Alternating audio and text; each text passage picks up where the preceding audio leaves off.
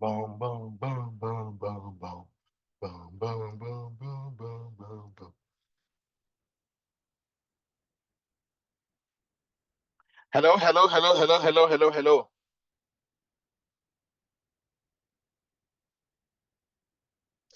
Okay, let me see.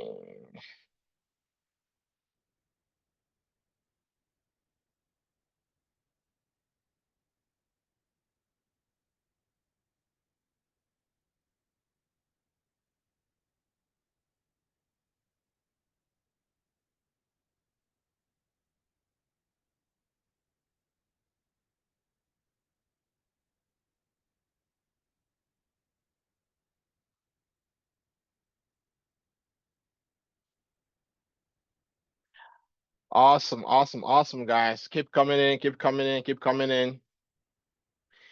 We have 470 people registered for this workshop. 470 people. I am ecstatic. Oh my God, I am ecstatic. 472 people now. Oof. Okay. I am gonna allow my beautiful friend. They said promote to panelists. Oh my God, that sounds so good. Promote to panelists. Kathy, you have been promoting to panelists. Yeah. Kathy, are you promoted to panelists? You have been promoted to panelists. I'm here. They said promote Kathy to a panelist. I like, yes, I love the word. How did we match today? Oh my God. I have no idea. I went to my closet, I'm like, what is gonna be a good outfit for this workshop? I love it. What's gonna be a good shirt for this workshop? Like, I'm like, Rain's the color of the day. oh yeah, yeah, totally. Um, we have 472 people registered for the workshop. Can you believe it? Amazing. Oh my God, 472. We have 16 people now coming in, which is beautiful.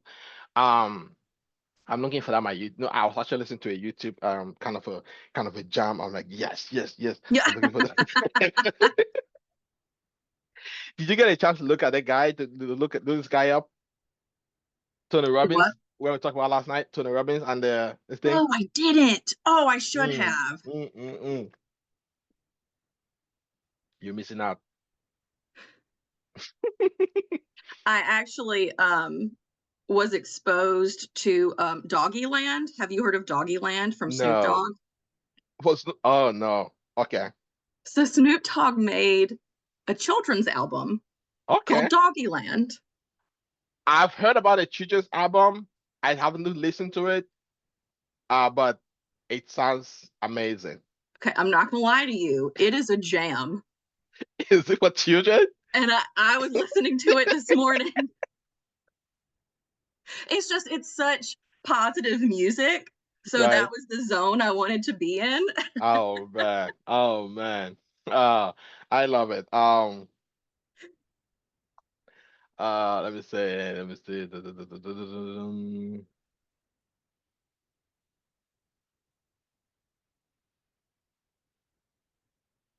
All right, guys, keep coming in. We have 21 people coming in, 23 people now, and I am super, super excited for everyone joining today because we might not do this again, and this might be it.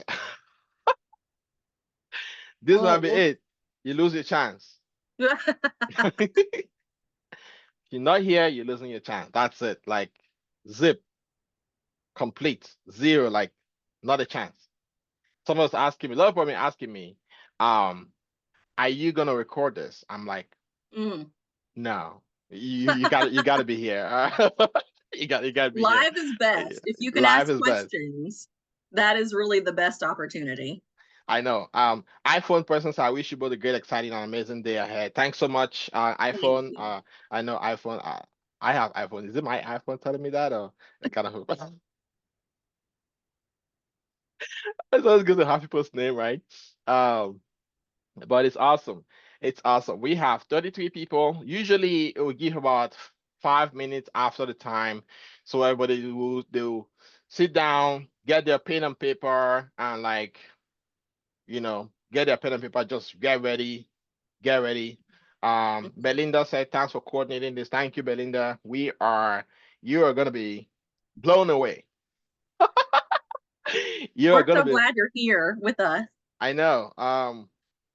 And do you know one of the things which I wanted these things to do? I was looking at Zoom and I was like, okay, let's see how many countries are people joining from? And Ooh. yeah, as a matter of fact, if you can put in the chat where you are joining us from, I am in Washington D.C. Kathy is in North Carolina, Yep. and if you want to put in the chat where you're joining us from, it's going to be amazing so we can get to, North Carolina too, India, Hey, hey. yeah, Texas, Oh, so wow. California, Philly, Italy, Quebec, Oklahoma Amazing. City.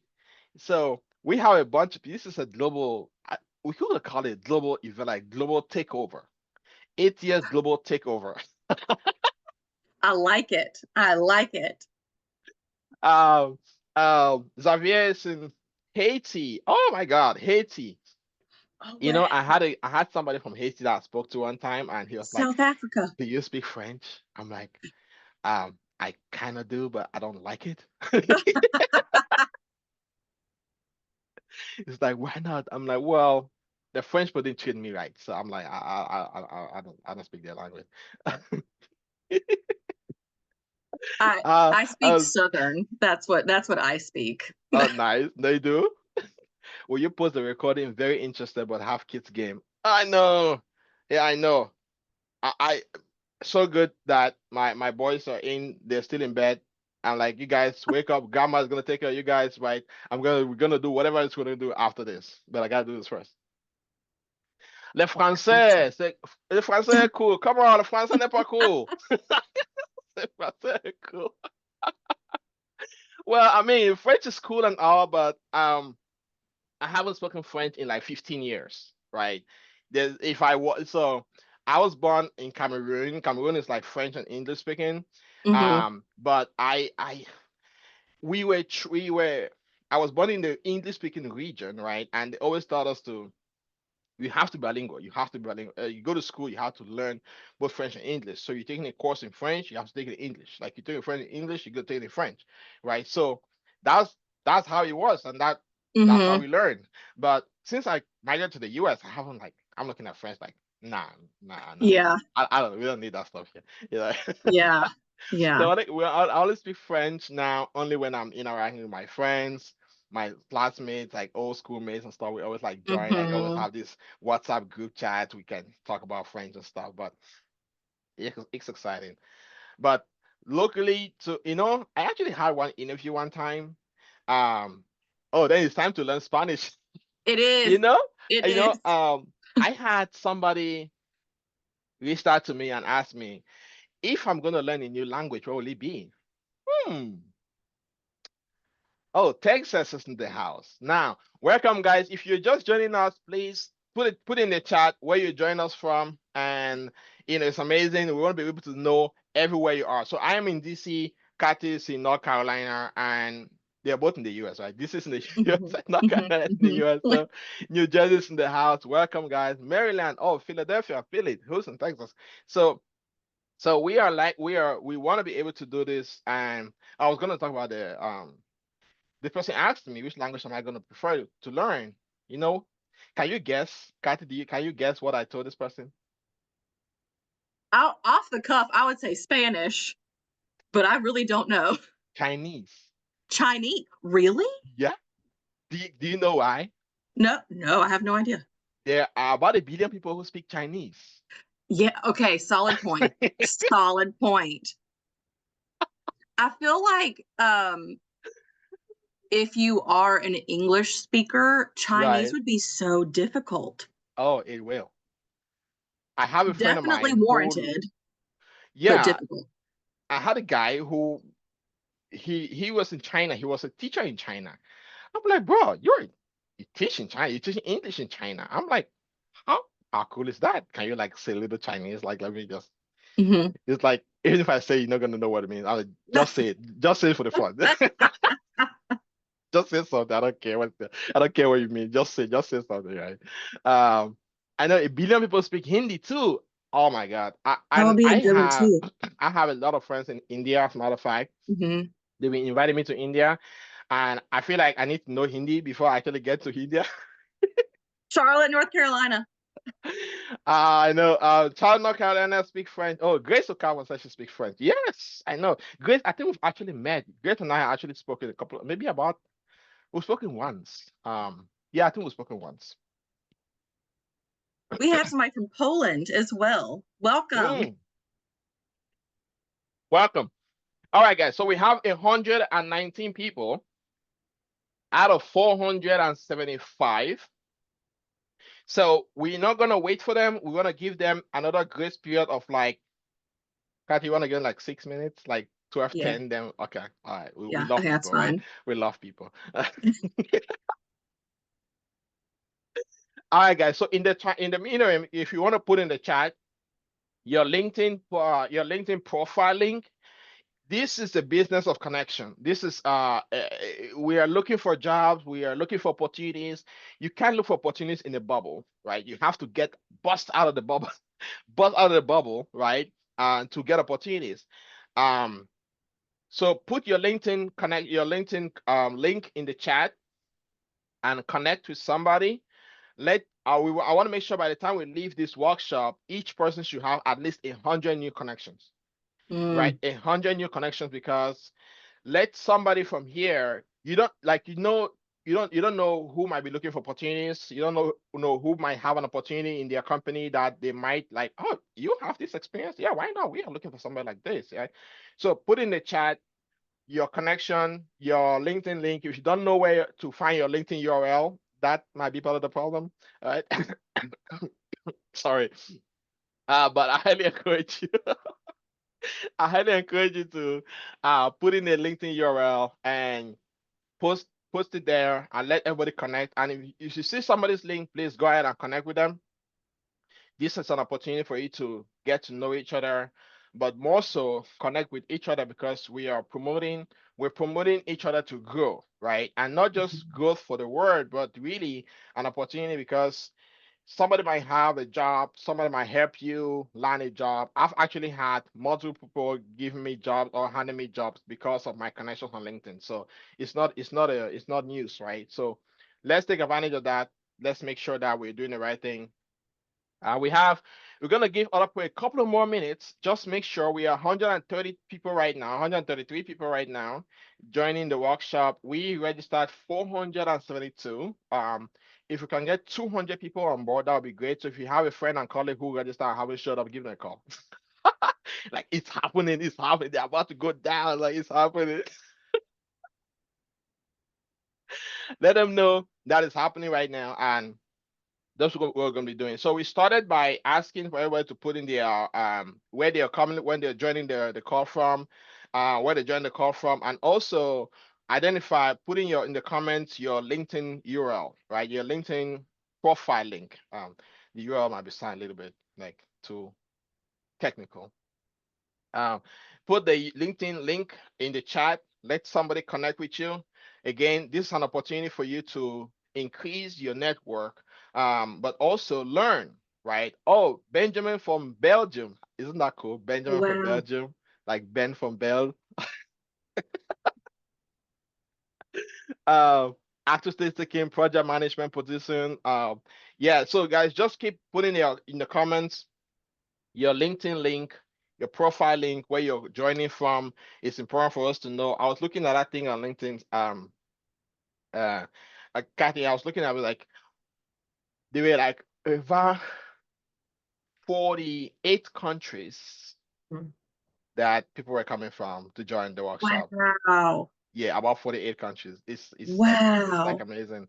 And the way that they actually did it was, Colleen, if you want to put a comment in the chat, so before we actually start diving into all this, use the Q&A. If you can see the Q&A thing on your screen at the bottom of the screen, right? You're gonna see Q&A. That's gonna be where you put in your questions. Putting your questions there. That's if you put any question in the chat, we're not gonna say it. I'm sorry, but that Q&A is really meant for questions only. So putting your questions there. Does my friend need to sign up, or can I just send them the link?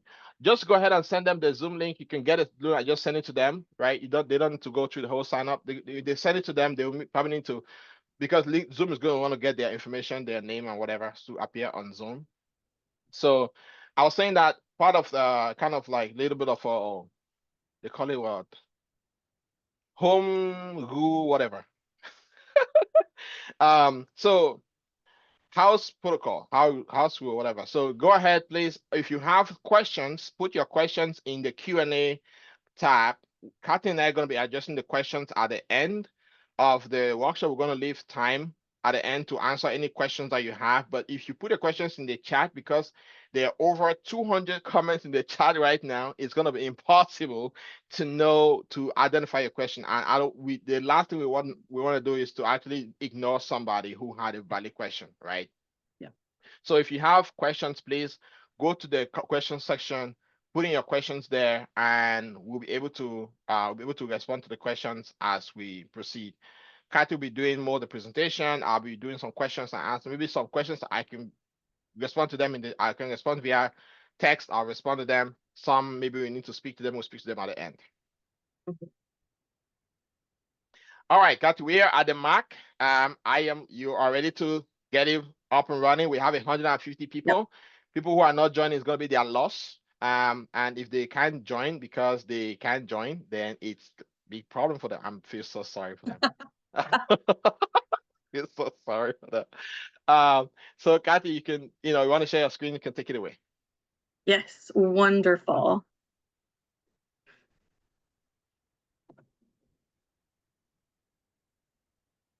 All right, give me 1 second. I'm going to go straight into the presenter mode with my Awesome. PowerPoint.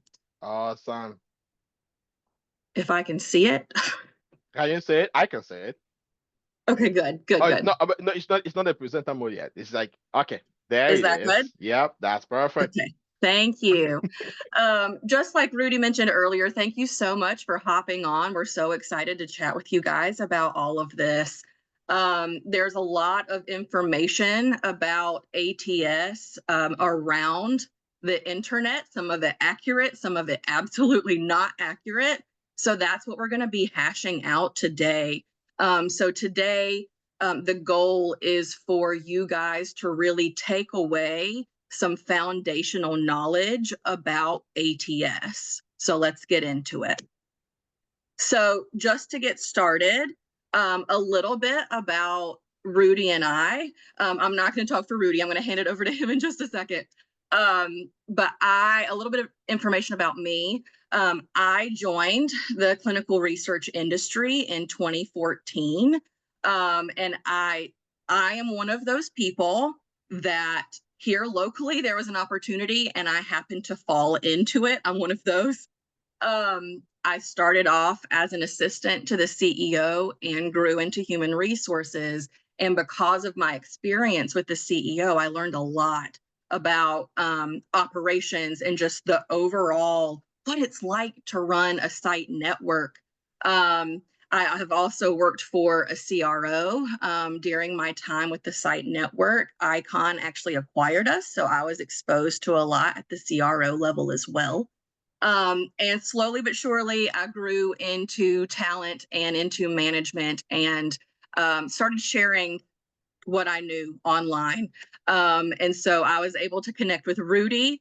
I've been so impressed with his content and the way that he interacts with people. And I knew that he was a person I needed to connect with to help the greater industry.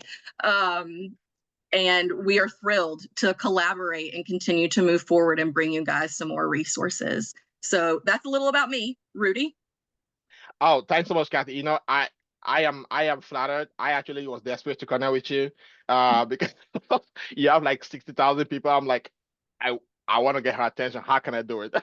Oh, that's so kind. Thank you. But yeah, guys. So some of you may have seen interacted exchange with some of our content online. I'm Rudy Malle, and I have been in the clinical research space for about 15 years. I started clinical research when I was born, as a matter of fact.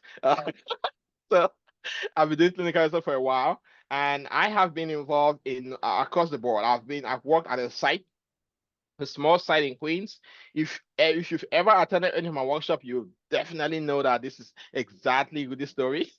Right. I started my career in a small site in Queens as a research coordinator. As a matter of fact, as a medical assistant, if you will. I started as a medical assistant, and they loved me. The patient loved me so much. I went there for an internship. I did a medical assistant program for 6 months. Then we had 3 months internship. The patient loved me. They wanted me to be like, oh my God, where's that nice guy? That nice young man. Like, yes. So they loved me. The doctors hired me there, and I was working there as a medical assistant. I actually worked as a medical assistant for like 6 months, and they had a research project that was going on at the site. And I expressed interest. I expressed desire to learn more and the rest, and they gave me a shot. And I blew their mind. I became one of the best people, and that's how my clinical research journey began. I went from there to a big academic center to, as a matter of fact, I actually took a shot at Icon too. Yeah. So I worked at Icon, I went to Farmer. So the last couple of years, I've been doing a lot about, we've gone through the whole 9 yards. I always feel like I have 360 degrees in clinical research. Well, not about recruiting, Mhm. right? But from regulatory to patient access to patient visit, data management, Yep. CRA, like all those different things, we'll be able to do that. So when I saw what Kathy was doing, or Scott posting those jobs, I'm like, this is exactly what we need, because it's so hard to look for jobs, so hard to look for opportunity. But what if you have somebody who dedicates their time, like dedicates their time to create this content and provide it over to the community just to provide value, right? I'm like, this is the kind of person I want to interact with. Right? I love her. This is exactly what I want to be able to work with. And and that's how we'll be able to speak. We'll be able to connect over last couple of months. We had multiple conversations about multiple things and how we can help the community. And we said, this is the best way for us to begin. And we wanted you to be the first person, the first people to actually get to see what we have to share, with you guys. And this ATS thing is like it's kind of a bone in your neck, right? You do your resume, you apply for the jobs, like this keeps the ATS, but what the heck is the ATS thing? So that's the reason why we're doing this today, to help you guys be able to understand the whole 9 yards about ATS and how you can beat the system up and get visible, get seen, right? So I'm leaving to Kathy to get continue. But if you're just joining us again, guys, if you have questions, put it in the Q&A session. If you put it in the chat, we're not gonna say it. Put your questions in the Q&A session, in the Q&A part on the webinar. If you go down at the bottom of the screen, you're gonna see Q&A. Put your questions there. We're gonna be able to answer questions at the end. We have some questions I've already responded to. And again, in the chat, put in where you're joining us from. I will be looking at all of that. Trust me. Look, put a comment on where you're joining us from, and again, your LinkedIn link, so you'll be able to connect with other people as well. Thanks so much, Kathy. Go ahead. All right, thank you. So let's hit the ground running, okay, guys? So again, like I mentioned earlier, we are going to learn the basics of ATS today. So we're going to start off with number one, what is an ATS? What does the acronym stand for? Common misconceptions about ATS right now, the reality, how an ATS actually functions, what it does, and then facts about ATS instead of those misconceptions. And then at the end, we're going to talk about some tips for job seekers in terms of the basics for your resume, the foundations of your resume. What do you need to do first? What do you need to be focused on first?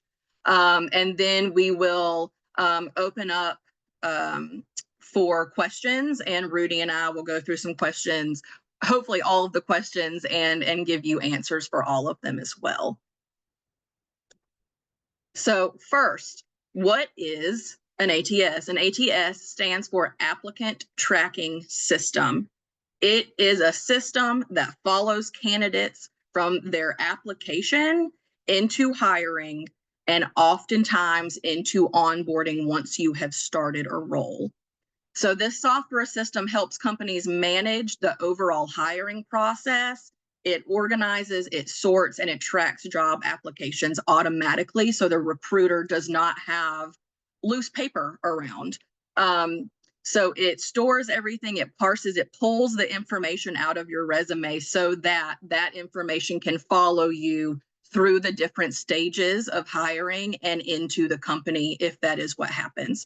ATS is generally a part of a greater HRIS system. And an HRIS system, it's an HR information system. So if you have a payroll system that you're paid through, if you have any type of trainings that HR puts on, all of that is through an HRIS system. And an ATS is just a portion of that. Here at the bottom, I have added some of the logos for the more popular ATS that you see. Workday is your first one. This is the one that a lot of global companies utilize.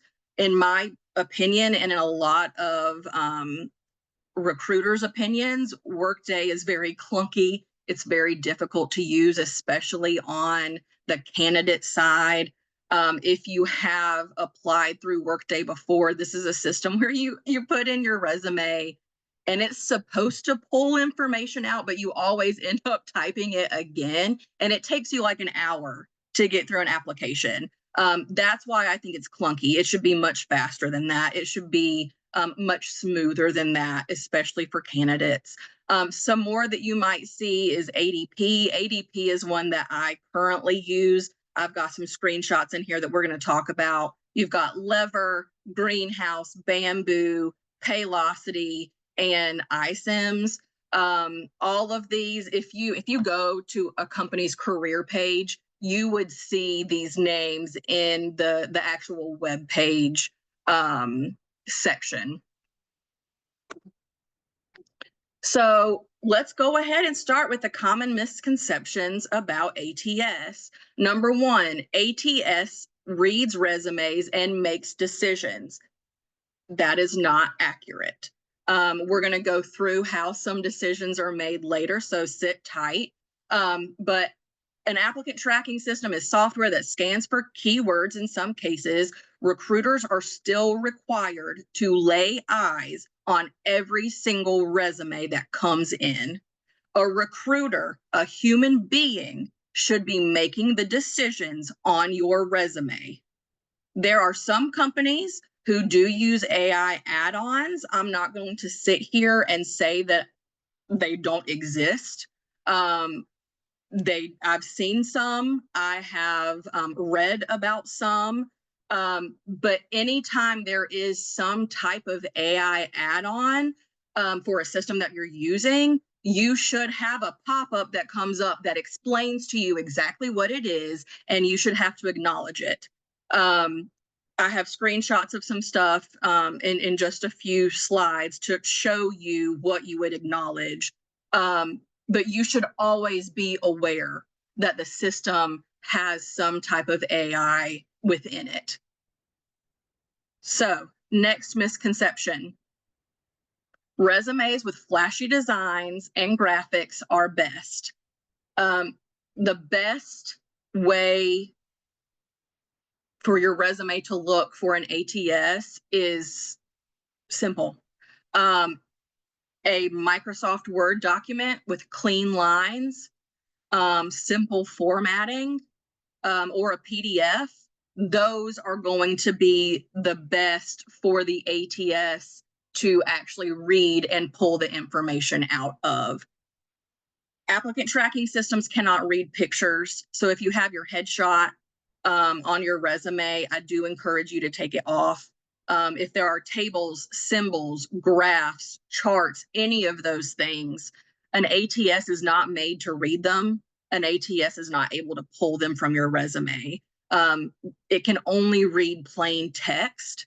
So if you ever hear about ATS-friendly resumes, if you ever hear about a resume that passes an ATS, it is only talking about the formatting and if the ATS can read the text within your resume.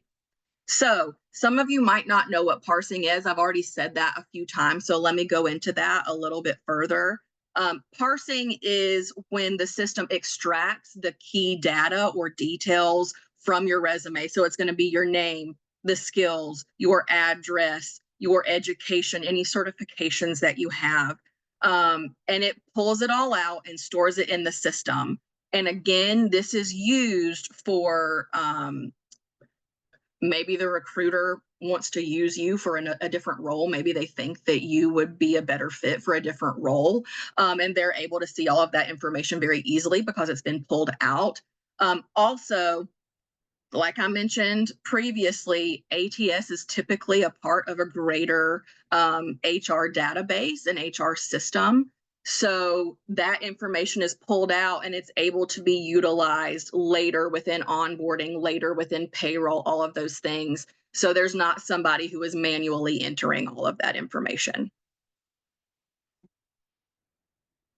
Next, misconception number 3. A resume can be automatically rejected if it does not have the right keywords or format. The fact is that recruiters, again, I just repeated what I said earlier, recruiters are still required to read resumes and make the decisions on candidates based on the information within their resume. There is no algorithm or robot filtering resumes based on keywords. So the keywords within your resume, the formatting within your resume, those things are not going to get your resume rejected. I know we see rejections sometimes at 1 a.m., sometimes at 3 a.m., and it doesn't make sense.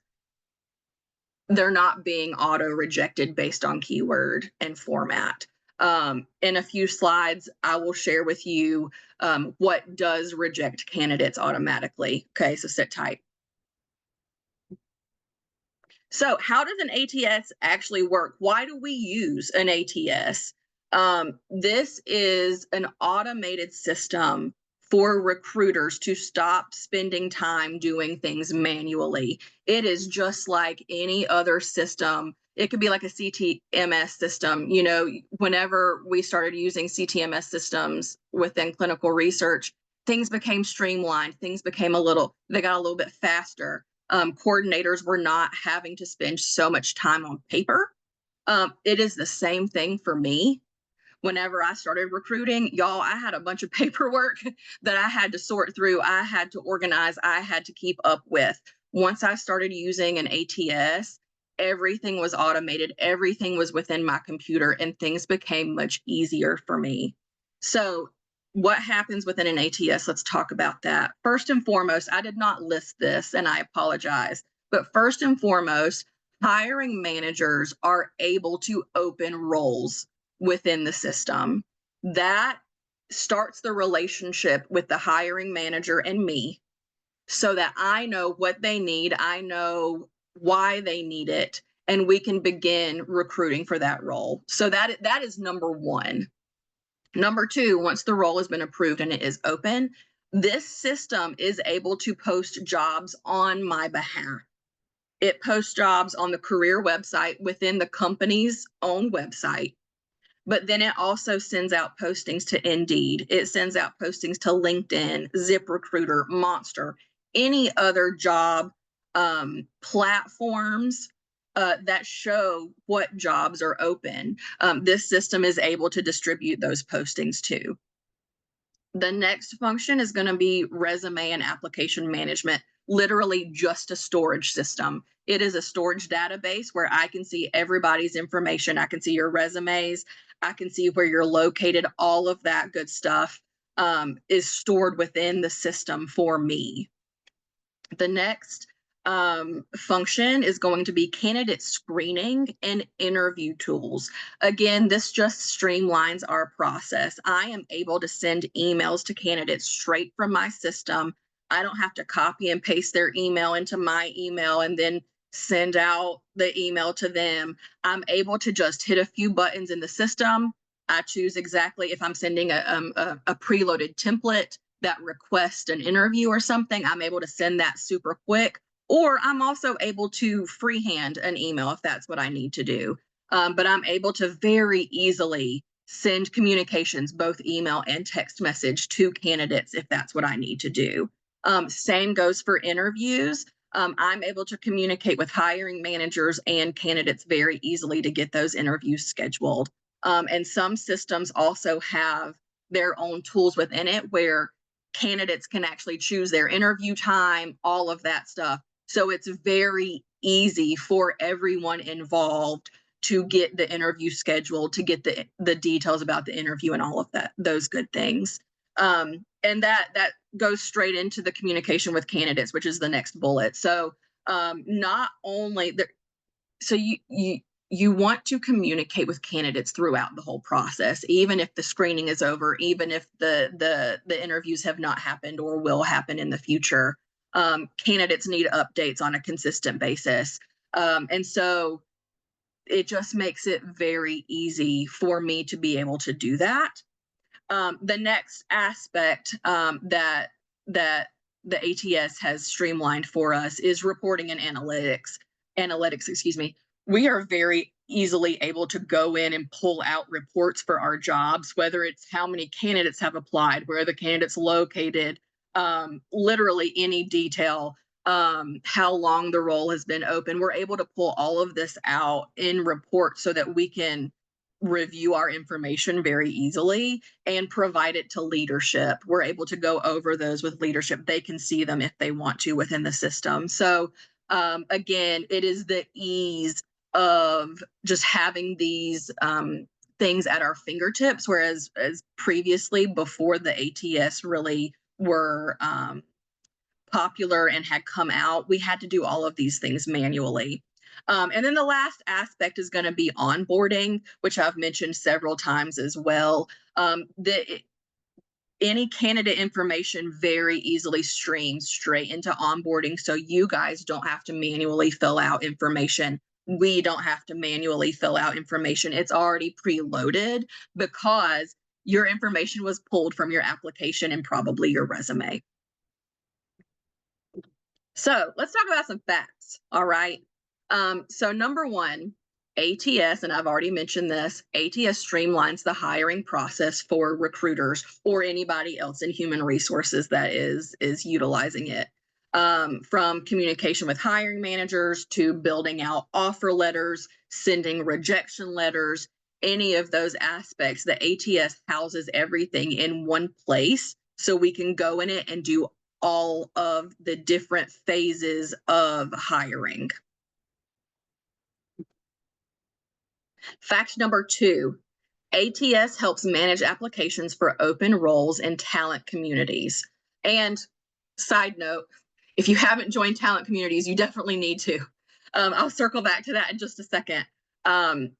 Often, and I saw an increase of applicants really after some of the COVID mess had started slowing down.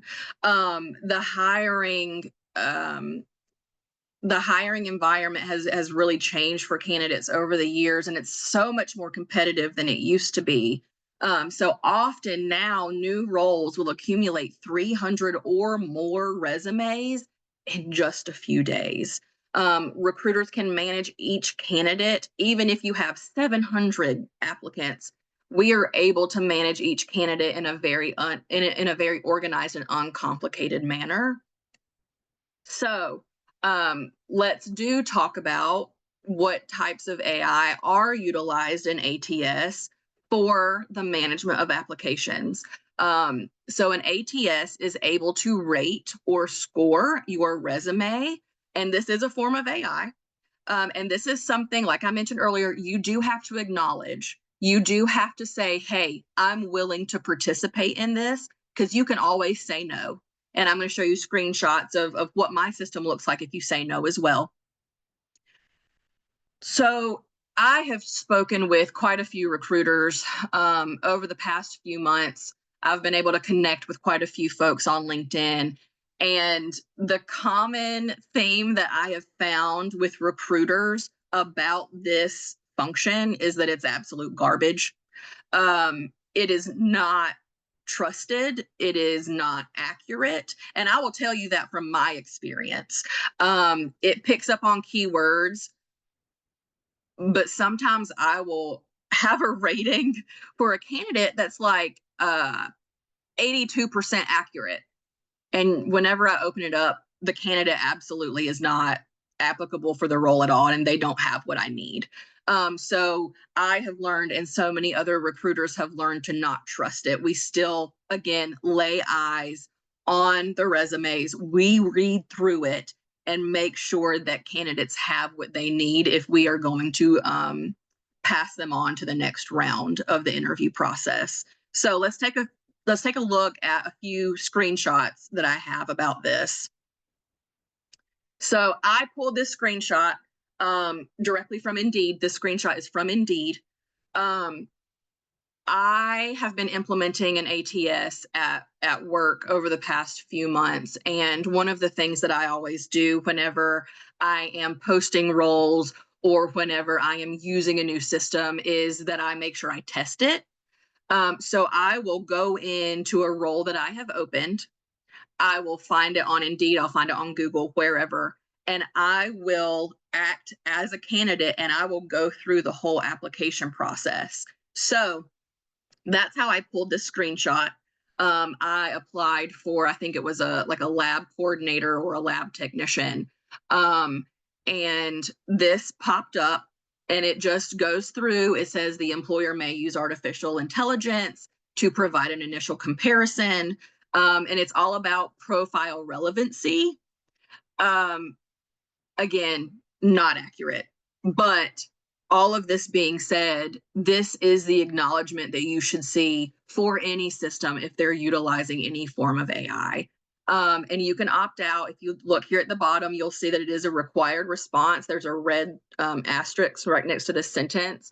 You can hit no or you can hit yes. Totally up to you. It's up to you based on your comfort level. It should not impact you as a candidate, whether you say yes or no. So what does the system show if you say yes or no? Let's look at it. Okay, so it was a lab technician role. I have blinded out any personal details that could have been seen here. So all of this blacked out information, that's personal candidate information that I've taken out. So if you look here,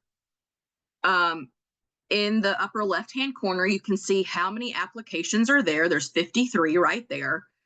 And if you scroll down just a little bit and look towards the middle of the page at this rainbow kind of graphic, I don't even know what to call it, you will see the ratings that my system gave to candidates.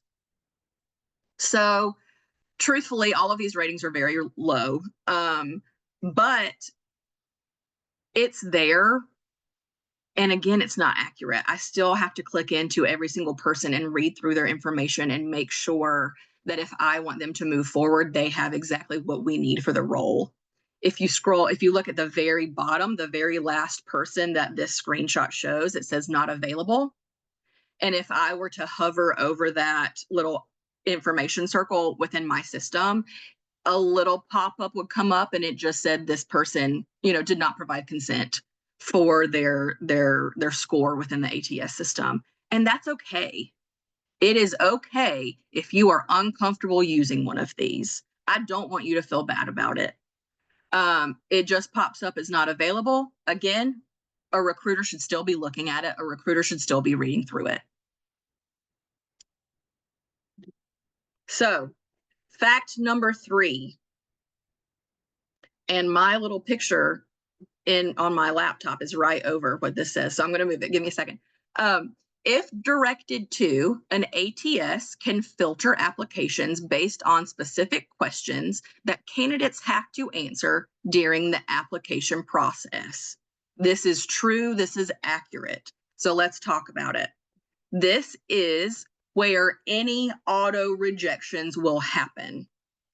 When I go into my system and I create a job posting, there are multiple pages that I have to go through in order to open the role. And one of those pages is candidate questions.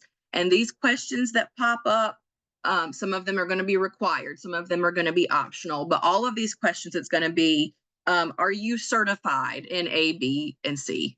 What are your salary requirements? Where are you located? Are you legally eligible to work in the United States? That's a question that we have here in the US. It could literally be anything directly related to the role that the recruiter or that the hiring manager needs to know about you. Typically, the required questions are going to be regarding specific aspects of the role that are very firm with either the hiring manager or the company. So likely some of these aspects will not be changeable. We can choose, a recruiter can choose for a question to be what we call a knockout question. So if you answer outside of a specific range that the recruiter has already put in to this question, or that the company told the recruiter to put into the question, your resume will be declined automatically. And I have a screenshot for this in just a moment. Most often with knockout questions, I see them aligned with like the hard requirements for the role. So it could be education. Do you have to have a specific degree to do this role? Do you have to have specific experience? Like I think a CRA would be a really good example. There are going to be companies that you have to have 5 years of whatever experience. It could be clinical research in general experience. It could be, if it's a senior CRA position, it could be 5 years of specific CRA experience. But those hard aspects of what you have to have for your experience, I see oftentimes with knockouts, certifications or a licensure. Like if you need a nurse, the person has to have a nursing license. That will kick you out. Possibly even location. It depends on the role. But if you answer all of these questions, and you should answer them truthfully, don't lie. But if you answer these questions and you get a rejection within an hour or within 30 minutes or something, more than likely there was an aspect of the role that unfortunately it's not aligning with what you answered. So this is what I see in my system. So up here in the left corner, this is the page for the posting questions that I was just talking about. So for the lab role that I had just brought up, these are some of the questions that I had assigned. So what's your desired hourly rate? How did you hear about us? Have you ever worked for us before? So for this role specifically, there was only one mandatory question that I assigned, which was the desired hourly rate. This is something that our company they're not willing to be flexible on, and we need to make sure that everybody fits within the range.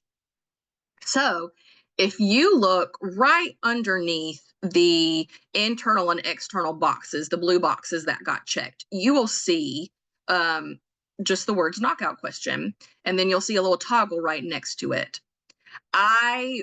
If you toggle that question, you will then get this pop-up that I've kind of put right into the bottom, and I am able to go in and say any candidates will get knocked out if their salary that they put is equal to, greater than, or equal to, less than, etc. We can modify this answer to be whatever we need it to. But I wanted to show you that someone goes in and decides these things. Okay, it's not a bot, it's not AI. There is a human being who has been directed, probably by the hiring manager, to add these in. So this is what it looks like. And this is truthfully all it is. This is how you could be auto rejected. This is the only way to be auto rejected within an ATS as of right now. And I'm saying as of right now because technology evolution is so fast. I'm not going to sit here and say it's not going to change. But this is what a recruiter sees on our end as of right now. So now that you know You are not getting auto rejected. Now that you know how an applicant tracking system actually functions, let's talk about, for you as a job seeker, some of the foundational points that you need to know for how to prep your resume, how to make sure your resume can be read by an ATS, and also whenever it's read by a recruiter, what we're looking at and what you need to be focusing on. So through these tips, we're going to talk about resume format. We're going to talk about your achievements. We're going to talk about keywords, when you should tailor your resume, and then also what not to include. I see on a very consistent basis that candidates provide way too much information about themselves. And we're going to talk about why you shouldn't do that as well. And then as a little bonus, I thought we could talk about when is the best time to apply for a role also. So let's get into it. Resume format. We briefly touched on this earlier, but you're going to want to keep it simple. You're going to want to keep your lines very clean. The goal is for the ATS to parse your information. The goal is for this system to be able to read and pull out any information within your resume. If you have included things that it cannot read, the system's not going to be able to pull anything out, and the recruiter will have to go in on the back end and manually enter in your information. You want to ensure that your headings are clear. You want to make sure that everything throughout your resume, whether it's font, spacing, indentions, that it is consistent throughout. One thing that I look at very, very quickly, probably within the first 2 to 3 seconds of a resume, is if I'm looking at it, if it all looks consistent. I call it a pretty resume. It doesn't matter what you call it, but it needs to look like you spent time on it and that you focused on it. Because I'm going to tell you right now, if I am hiring for a role that is detail oriented and I get a resume that's not consistent, I don't care if your achievements are out the window, you are the best person.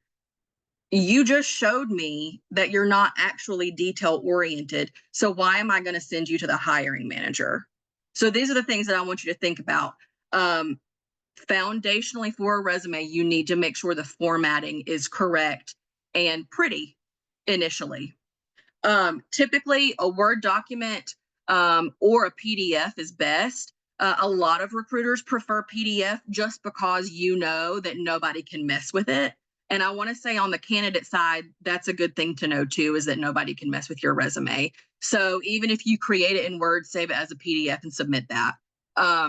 But the simplicity of it, don't have like the borders around it.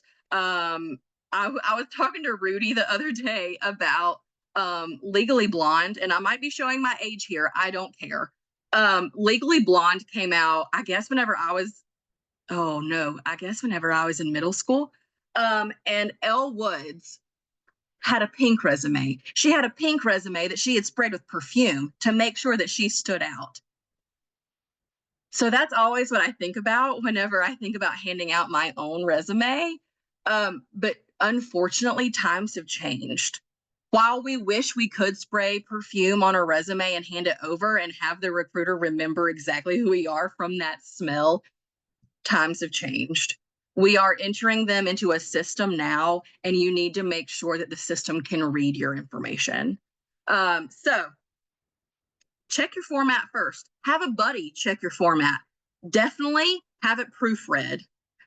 I strongly suggest relying on a close friend or colleague to just read over it and point out any inconsistencies that you may have. Having another set of eyes is always a gift. Next, let's talk about your achievements.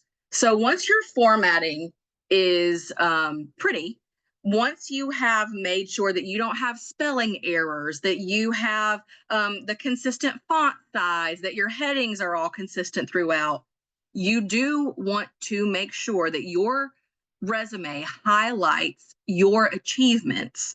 So my question for you is, during your time at your most recent company, you could have already left or you could still be there.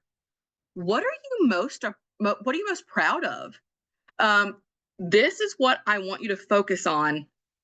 Think about your 3 to 4, just the things that you are most proud of achieving within this company, whether it's building out projects, whether it's building out content, whether it's giving a presentation.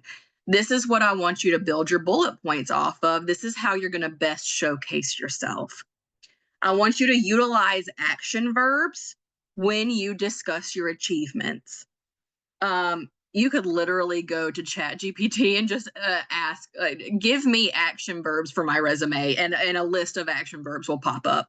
But some examples are managed, streamlined, generated, led, influenced, implemented. All of these are very strong verbs that show that you really took the lead and took the head on something. I have seen on LinkedIn, everybody has an opinion, right? I'm sure you guys are just overwhelmed with opinions on LinkedIn.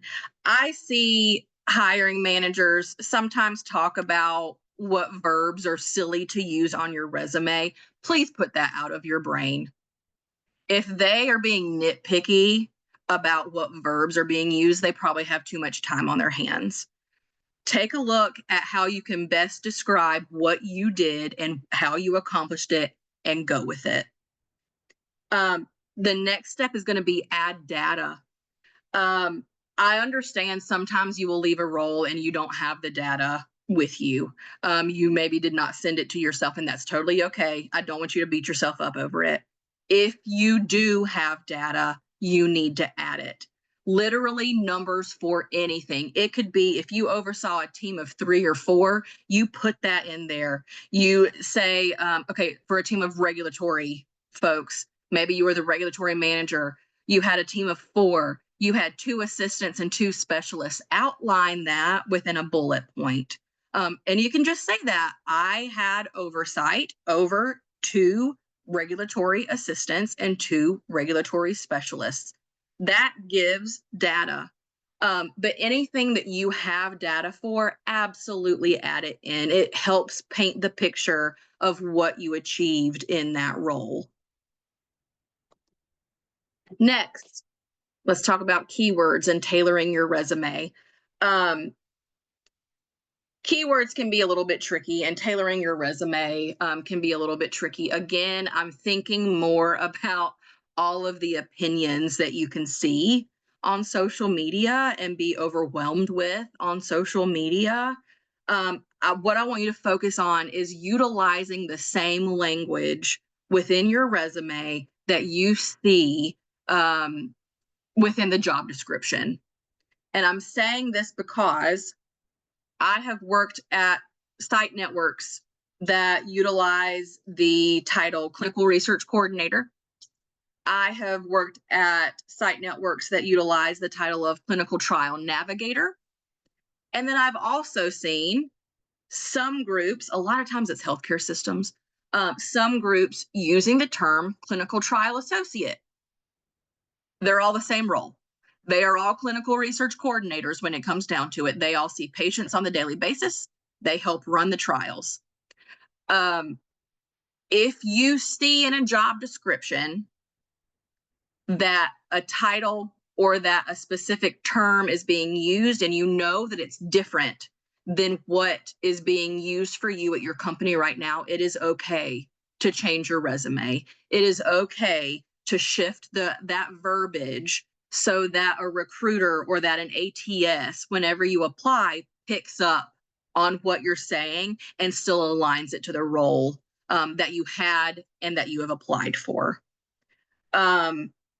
You do not have to tailor your resume every single time.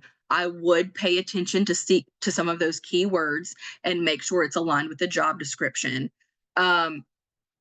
It is far too time consuming and inefficient for you as a candidate to tailor your resume completely for every single role that you apply to. It is not reasonable. And I don't want you to put that pressure on yourself. do the best that you can and tailor certain aspects. You could even tailor just the top summary. That's also okay.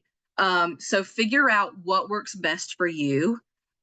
Figure out what is the best use of your time and go with that. So this is a big thing, and it's going to vary by country. So please know, if you are, prime example, okay, if you are in India, your resume might need to look very different than someone in the US. Maybe you're supposed to have your headshot on it. That is okay. If you know that for your country or for your specific environment, if you have different expectations, still have those on your resume, okay? My expertise is mainly here in the United States. So again, if you know you're supposed to have something listed on your resume and I have it listed here to be not included, use your best judgment.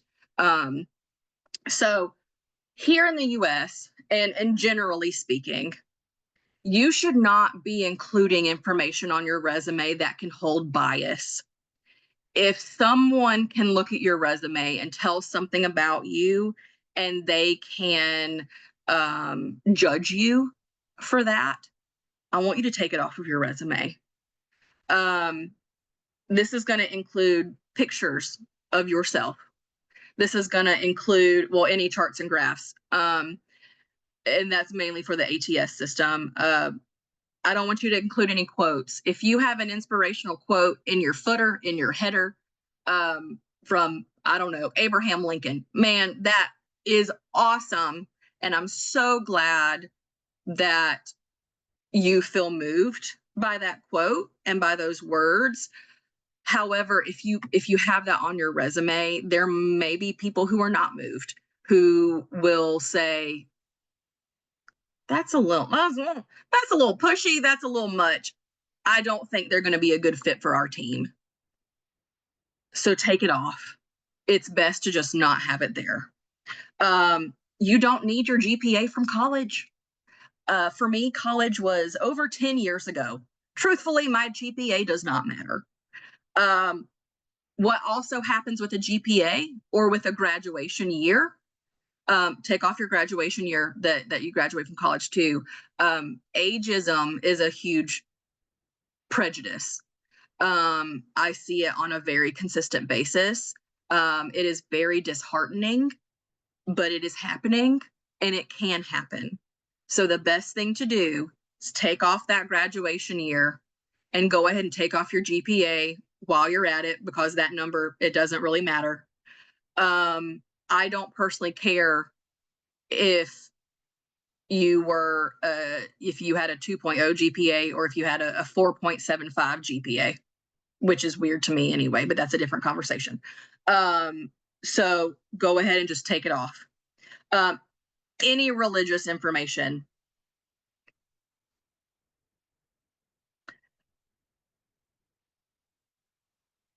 Again, this is information where if someone who is hiring you does not agree with you or is different from you, they can look at that information on your resume and say, I don't want to work with that person. I don't care what your religion is. I don't care if you don't have one. Keep it off of your resume. I've seen it too many times. Next, let's talk about personal information that you don't need. You do not need your full address. No one needs to know where you live. If you have the town and the state, that is truthfully all that matters. The recruiter can see where you're located and they will know if you can drive to work or not. If you are going for a remote position, just list out the state. You don't even need the town. Next is gender. Leave any information off about your gender. It is irrelevant to a role. I don't care. I don't care. Take it off. Same goes for age. This circles back to that graduation year that I was just talking about. Unfortunately, ageism happens a lot. Don't have your age listed. There are so many people who are very, very tenured in their careers, and they will be overlooked for more junior positions because they have too much experience or they're too old to be able to come in and learn things, which is absolutely false. You know it, and I know it. So it is best to leave that off of your resume. The next aspect that I want you to leave off is your relationship status or any details about your family. This does not relate to the job at all. This does not relate to if you can show up every single day and do the work for that clinical trial manager position that you just applied to. They don't need to know. And then last is hobbies. This one typically doesn't hurt you in any way, but it is a list on your resume that takes up space that it's just not necessary. It's super cool that you love to rock climb, or it's super cool that you are a chef. I would love to be a chef. You could probably teach me a few things, but it's not relevant again for the clinical trial manager role that you have applied to. So just go ahead, take it off. It will help clean up your resume. It will help your resume just be a smidge shorter. You don't need it. So next, let's talk about when to apply. So this is something I haven't seen it talked about a whole lot. Right now with the hiring landscape, y'all, it is best to apply within 24 hours. I want you to have alerts set up. I want you to be getting emails for when companies are posting roles with the title that you are looking for. If you can get your application in within 24 hours, your percentage for being seen goes up astronomically. If you can get in, probably, I would say within the first 24 hours, I typically get anywhere from 100 to 150 resumes for a role that I've posted. You want to be within the first 50, truthfully. You want to be at the top. Typically, recruiters will review resumes as they come in, so it'll be chronological. I typically start with the first resume that lands, and I will work my way down. I don't change it based on last name. I don't change it based on that rating that I showed you earlier. If you can be within the first 50 to 100 resumes and you are qualified for that role, you will likely be screened and you will likely be moving forward for that interview process. But you have to get in front of all of the other applicants. That's what I want you to remember. You have to get at the front of the line for your resume to be reviewed. And I do, no, I'm not going to say that. The best thing to do is to get in the front of the line. So next, I think Rudy, I think it's going to be you, my man. Are you at the next slide? I am right here. I am super, Awesome. super, super right here, Kathy. And I mean, this has been amazing, right? And we've seen a bunch of people where they keep, you can see me, you can hear me, right? Yeah, yes, I'm sorry. I'm staring at you. Yes. I've been answering a bunch of questions in the chat and also some of the questions there. We have about 55 questions now Oh, good. to Good. respond to, and we're gonna be diving there. I also just put in the chat free ATS, one of the templates I had shared once. I also just put it in the chat, so if anybody want to grab that, you can grab the Amazing. free template right there. You can go ahead and grab that for you. And let me go ahead and hop on this bandwagon. I've told Rudy so many times that template that he has posted is beautiful. So please, if you have question marks in your brain about a template to use, go snag that one and pop your information in there for sure. I know, yeah. This has actually been downloaded a lot of times. I had over we had over 600 people actually downloaded that version. Oh I can see. wow. I'm like, oh my God, what's going on here? Right now, my watch is blowing up because I keep receiving notifications of people are downloading that, so which is amazing. So, guys, go ahead and download that. We're just over an hour, and Kathy, you were amazing, very fast in giving all of that information. Can you just push me to the next slide, please? Yes. Absolutely. So this at the end of this workshop, right? Maybe I'm probably gonna take my watch off because I feel like it's blowing off my hands. At the end of this workshop, right? You are one of these people. I usually encourage people that when you go to a workshop, it's an opportunity for you because you might not have an opportunity to meet us again in person like this, right? In a live session.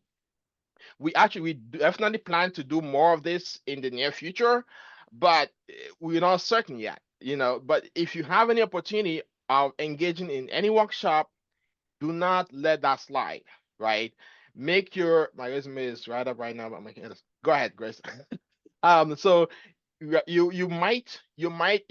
is your chance. This is your opportunity to go to have an opportunity to engage with folks, engage with those that have been in the industry, making a lot of sense, right? The template has graduation here. You can go ahead and take it off. Again, just follow the presentation that was just discussed here. That template was created about a couple of months ago. Now we get again things to change in the industry. We have AI coming up. So many companies are implementing different systems, and again, just like what Kathy said, right? This is what we have now. Over time, in the next couple of months, there might be new systems coming in. There might be modifications to the current systems. There might be modifications to what Workday does, right? These, again, you want to make sure that you're staying on top of it, right? Attending workshops like this definitely give you an opportunity to say, you know what? I want to be able to be on top. I want to be able to be one of the first people to learn your new stuff, right? So you want to make sure that you're really staying on top of that. So, like I was saying, so you are one or three people, you listen to this, you felt you nodded your head, you felt inspired, then you do nothing with the information, right? That's not the goal for this. The goal is for you to take action and to make sure that whatever we've taught today or whatever we're teaching today gives you an opportunity to be able to take your job search, your job search to the next level, right? That's definitely the goal for this.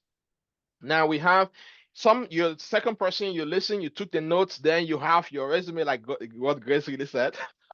They took the notes and they're like, okay, you know what? I'm changing my resume right now. I'm making these edits right now, just as what Kathy was saying. I'm taking them out, taking them out.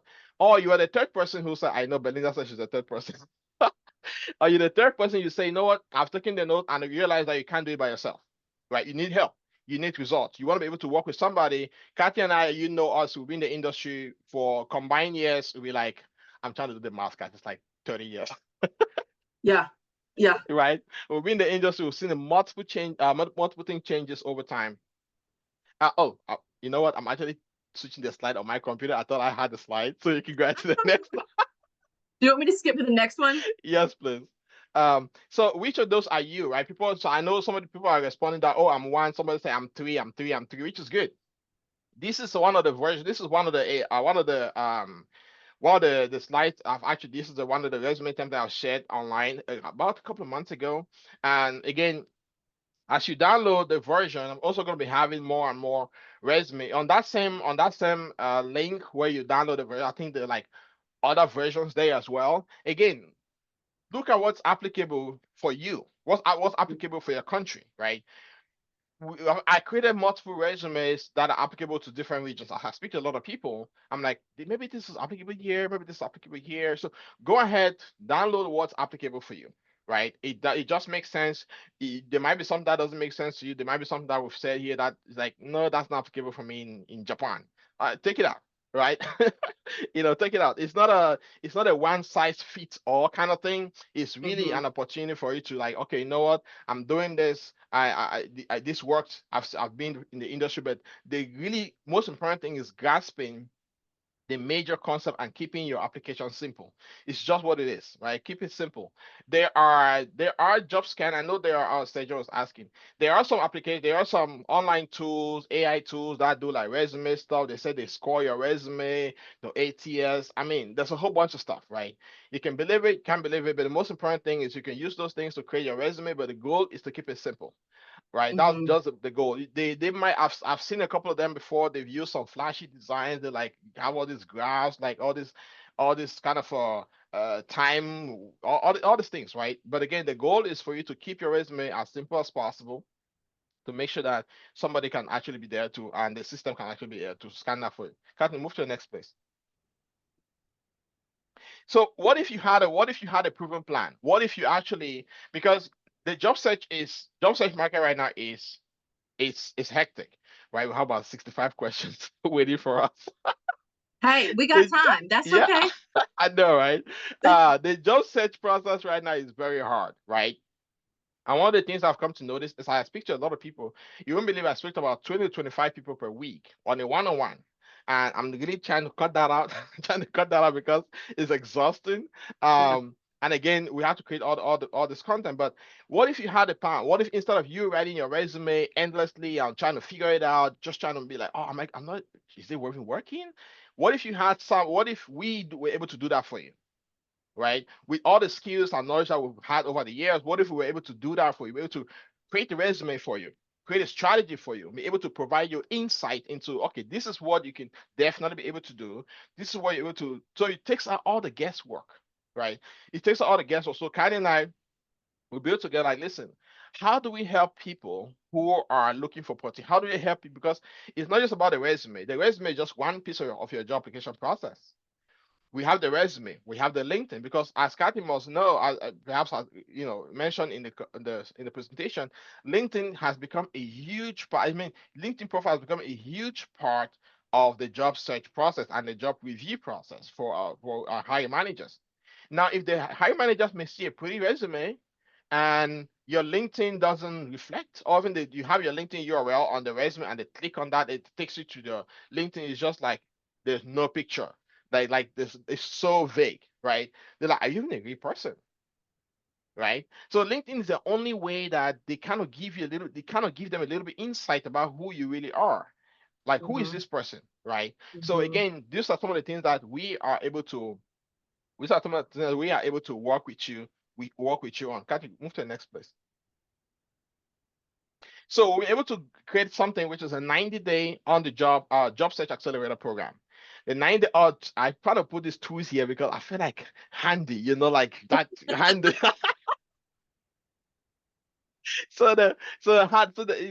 With these 90 days, this is what you're getting. You're working with us. You have bi-weekly live session. Katya and I, we're gonna have bi-weekly session with you. Right? We're working with you. We do your resume, your LinkedIn. We're gonna do it at overall everything, whatever you had going on. Maybe you've applied to multiple jobs and you have no interviews. We'll make sure that we're able to strategically position you so you can get interviews. Now, somebody asked me the other day, oh, really, am I gonna guarantee to get a job? I'm like, well, I can't guarantee you to get a job. I can guarantee you to get an interview, because if you sit in front of that interview, it's going to be you, between you and the interviewer, right? It's going to be between you and the interview. This is your opportunity to meet the interview, to tell them your story, tell them who you are. So we have the in addition to that, you're going to have a live session with us, personalized job session strategy just for your specific role. Now, people might think like, what job should I apply for? I've been applying for CRA, but am I even qualified for a CRA? Or should I be applying for something else? You know, we get these questions all the time, and this is the reason why we really wanted to do this workshop, because we can provide more information, but more so provide an opportunity so you can actually be able to work with us. We're also going to do mock interview preparation, and of course, recruiter secrets, right? Because I'm like, Kathy, what if you're a recruiter interviewing kind of, what are you looking at? Like, what are you expecting for them to hear? Yep. Yep. Right? So again, this is something you're gonna be able to hear, know what recruiters are expecting from you when they ask you those questions, when they actually schedule that first intro call with you, what they expect for you to say, right? You're gonna have 12 months access for Career.io platform, premium access, matter of fact, because Career.io, we've actually partnered with them. They also have some ATS friendly resume template. I have gone through their platform, explored a little bit their platform to see what they have, because I was preparing for this. I'm like, what can we support people with? People kind of they need to have some location where they can track their jobs, track the job application process. They also have a job tracker where if you apply for a job, you can move the job. Okay, I applied for this, I got this for interview. To me, that's very important, because sometimes you feel like you're applying for the same company multiple times, which, you know, you feel like your resume is just going to some kind of a black some kind of a black hole, right? You have no idea what's going on with your job. Then in addition Mhm. to that, you also have 12-month access to a private circle community where Kathy and I are there. We're active, engaging with people, supporting them, and you're going to be there as well with other folks which are supporting each other. Kathy, move to the next slide, please. So if you are, so we have a webinar exclusive discount. You can go to the URL is, I kind of made it short so it's easy for you for everybody. So you go to short URL .at slash nkog9. It's kind of a weird name, right? Um, so go Hey, to, can I ask you a question? yes. Is that a 0 or an O? That actually looked like a zero, but let me It just looks copy like the a link and 0. put it in the chat. It's always better to put in the chat. Let me see. So you go to this link. It's an application base. We're gonna begin in June. So the session begins in June. I'm putting in the chat right now for anybody who is interested to work with us. Let me see, where is that chat? So this is the link. You go to apply for it. If you review your application and you are not a good fit, you're gonna get a notification that sorry, we cannot work with you. Whatever has been put down for that has been, you're gonna get that back, right? We have for the workshop, we're gonna have 20% off for 5 people who are able to take advantage of this workshop. You have ATS workshop 20 for 20% off for whatever it is that we're gonna be sharing. So 20% off for that. We begin on June 2nd, which is a beautiful Monday. It's a beautiful Monday, June 2nd. So now we're accepting applications for that program, right? For the 90-day program. Again, this is something that we've never done before, and we're doing it for the very first time. So imagine not just doing the job search by yourself, but having myself, which I feel like I'm like an expert, right? I'm a certified career coach. Then having Kathy as well, who's a recruiter, there who can. So someone asked a question: is it okay to apply multiple times to the same company? We're gonna answer that question later. So yeah, Scotty as well, a recruiter with all her years of experience. We're all putting all of this together, all this jam packed for you, right? So you're gonna be able to have an opportunity to work with us on that. So for 9 days again, use the ATS Workshop 20. Let me just maybe I'm gonna type that in. ATS Workshop 20 for 20% off. Again, this 20% is only available for the first 5 people who are able to take advantage of that. So, Kathy, let's jump into the Q&A. Right, let's jump into the Q&A. They are just going to be monitoring that. You have the Q&A. You can put a Q&A from your side, or want me to read them out? Can you put it? Can you see them at the bottom? You can see the Q&A. Let me stop sharing. Hold on just a Okay, minute. yeah. Let me just stop sharing. You're gonna see. Oh, I can. Okay, I Okay, can see awesome. it. Okay, awesome. So we can just begin from there. Okay.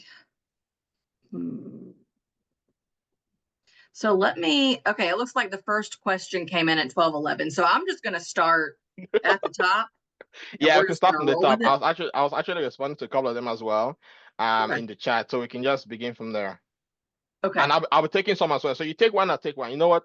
I'll take the first one, you take the second one because like the UKG one, which is like I think that one of the ATS systems, right? I've actually seen one of those systems. I think UKG is like one of those ATS systems. Not So sure. research MD with 4 years of clinical research. This is anonymous. Oh, who's anonymous? Oh, beautiful, beautiful name, anonymous attendee. So I mean, if you put yourself anonymous, right? Like, so we are we responding to Are we responding to you or like to somebody else? This is one of the things. Someone might be looking for a job, right? But they have no picture on their LinkedIn. Like, who are you, right? You're trying to. I mean, this is again.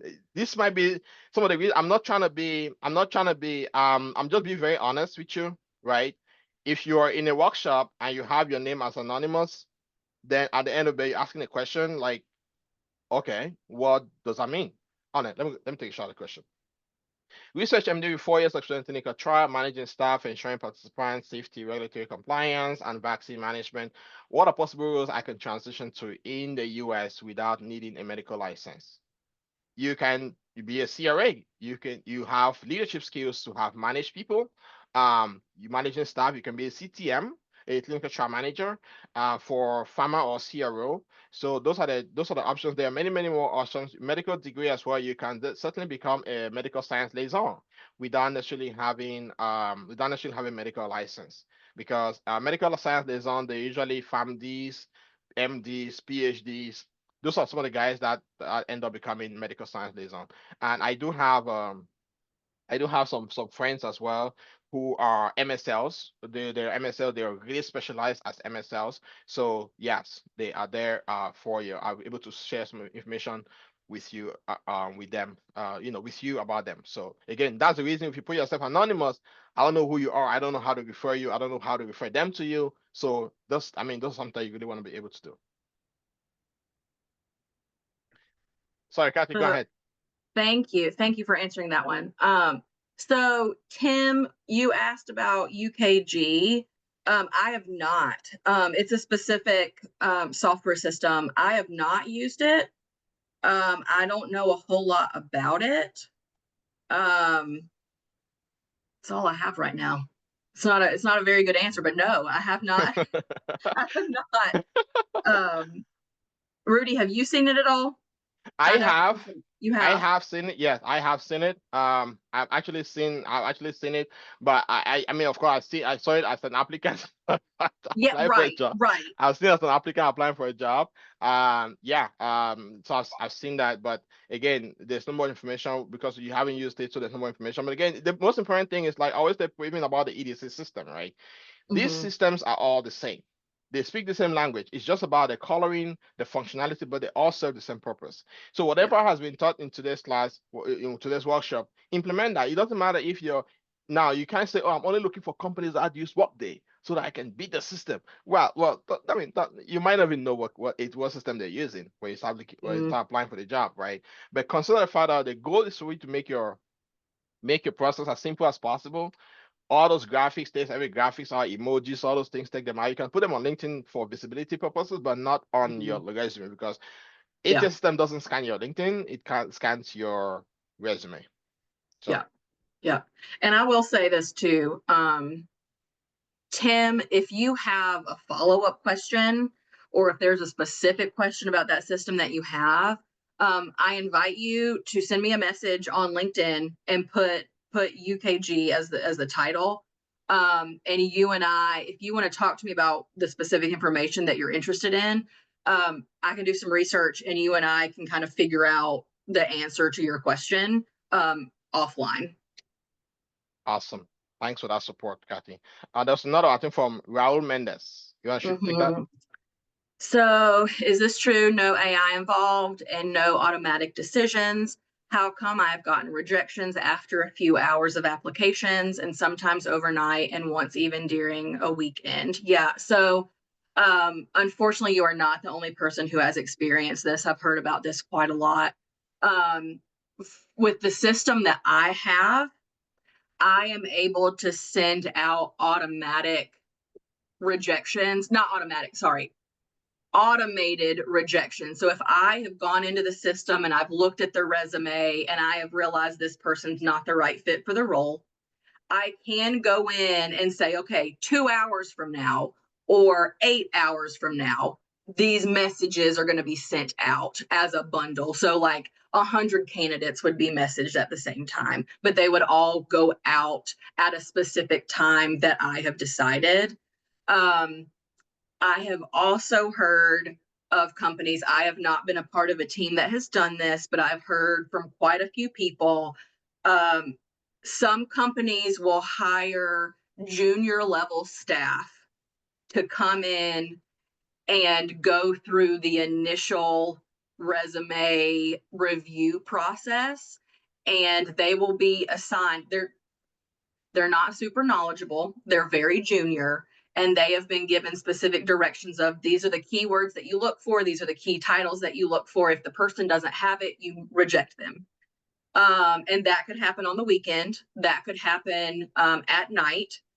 I have also heard of companies hiring additional staff in other countries. So they would be in other time zones.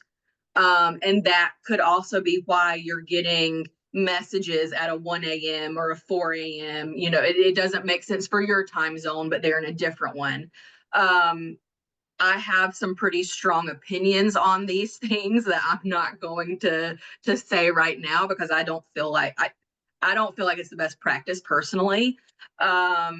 But that is what I have been told. That's what I've talked about with other recruiters that they are also seeing. So that's what I know to be happening right now. Awesome, awesome, awesome. I was just typing response to some of the questions here. Thanks so much for that. I think one of the other question they have is this may be covered later. Do you have a preference between uploading a PDF to a Word document? I think you mentioned that in the conversation. You can have a Word document again because Word documents are very easy to change and it's not stable. So and you can have a nice Word document created, convert that to a PDF file, and be able to upload a PDF because the goal is you don't want anyone to change your resume, right? If anybody want to change their resume, then they might need to convert that back to a Word, which is going to be completely messy, and you don't want that. So the goal is to have your nice looking resume. If you have it in Word, go ahead and convert that to PDF. The ATS will read either one though. So if you're Okay, concerned about that, don't allow that to be a concern. absolutely. All right. Mention read symbols. Does that include bullet points? It does not. Bullet points are a very standard aspect of a resume format, and it will appropriately pull out the information even if there are bullet points. Awesome. What about column sections? And can you read them? So yes, different sections you will be able to read, even if it's broken down. Like even if you have like lines, I personally in my resume I have lines that separate things. That is still readable.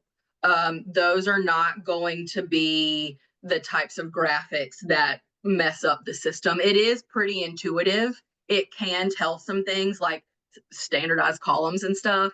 But I do encourage you if you have a lot of columns, if your resume is kind of put together in pieces, I would encourage you to find a template that flows a little bit better than that. Just to make sure it is what it needs to be. I think having it again as simple as possible, that's really going to work in your favor the most. Awesome. Another question about laying eyes on resume. How does this combine with the fact that you receive hundreds of thousands of resumes and cannot scan them all manually? I think you kind of touched on that, right? You mentioned trying a little light on that. Mm-hmm. So I'm going to be honest with you. A big part of my job is shutting my door and reading resumes.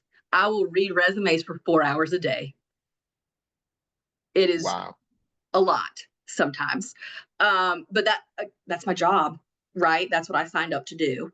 Yeah. Um, if there, oftentimes, if there are 1,000 resumes, if there are 2,000 resumes, there's going to be a whole team. There's not going to be just one person reading it.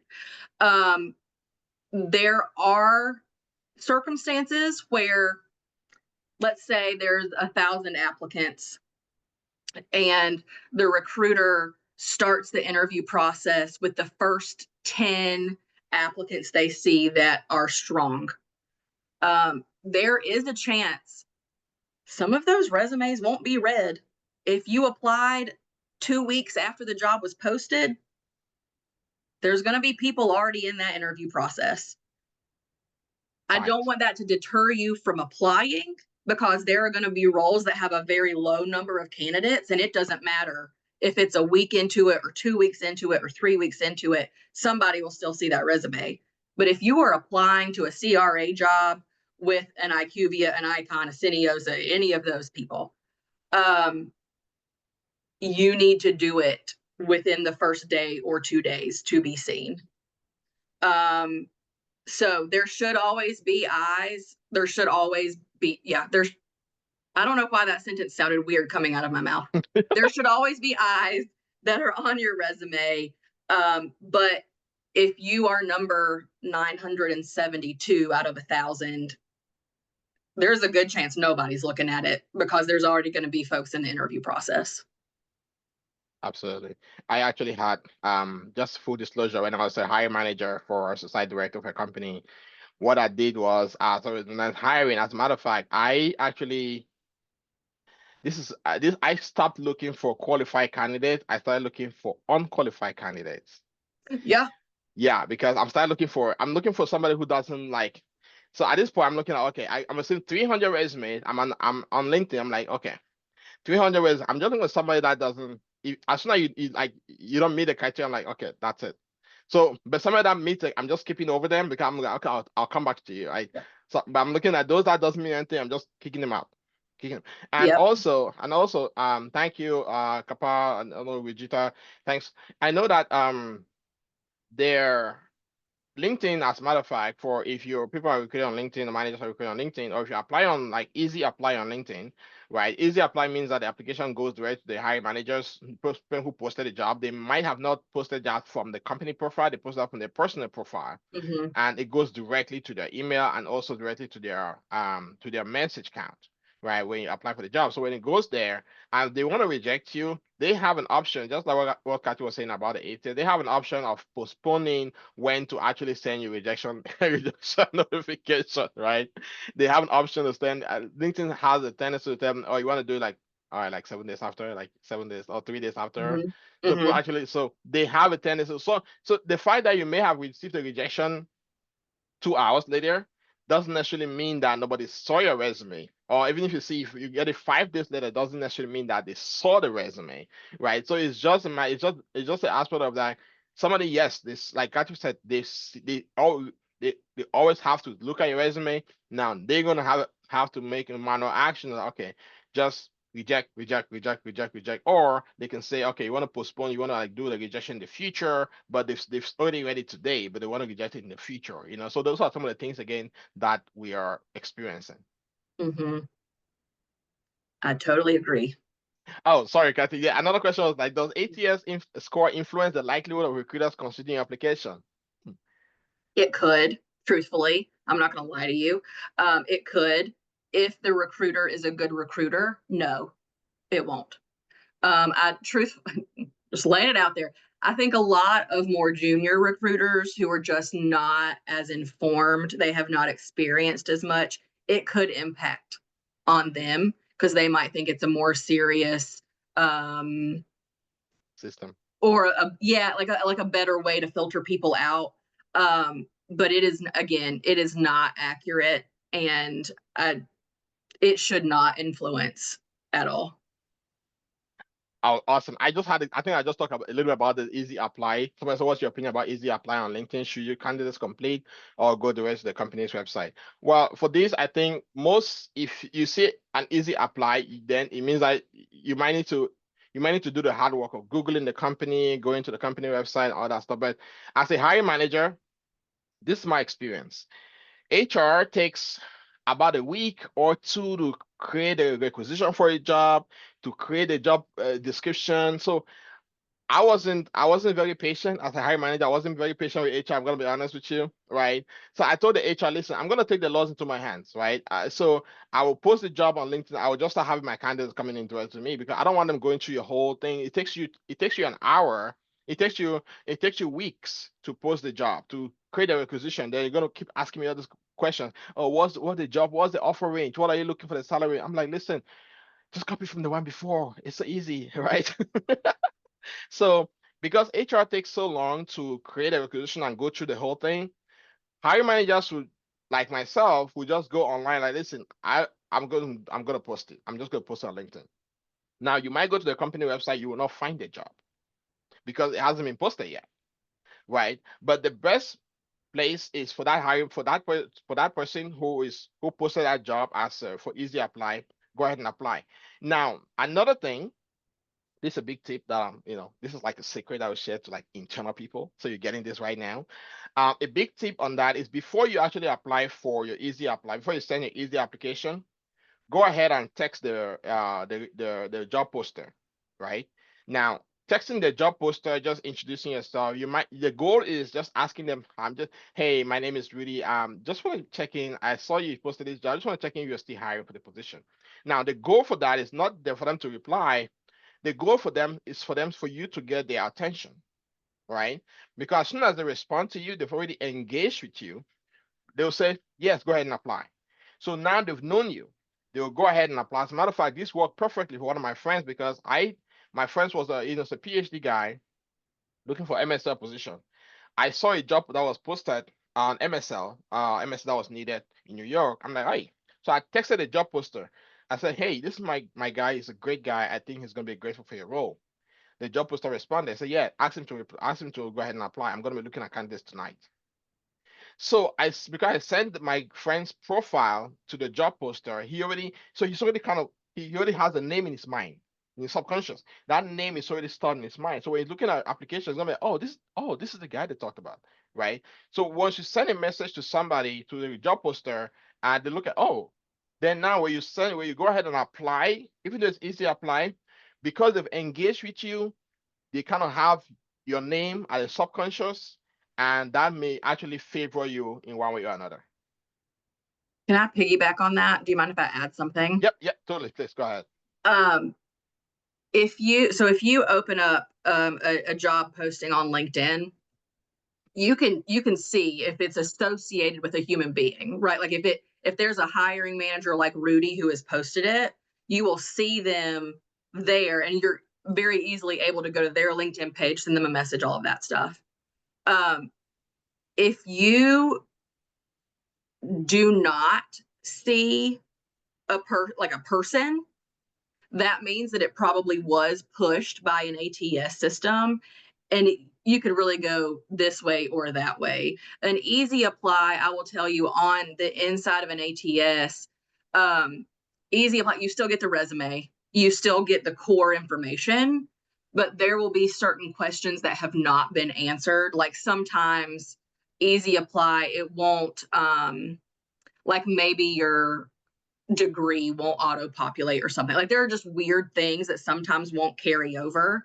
So typically what'll happen is you will have to go in and manually edit if you get an offer, if you get to that point.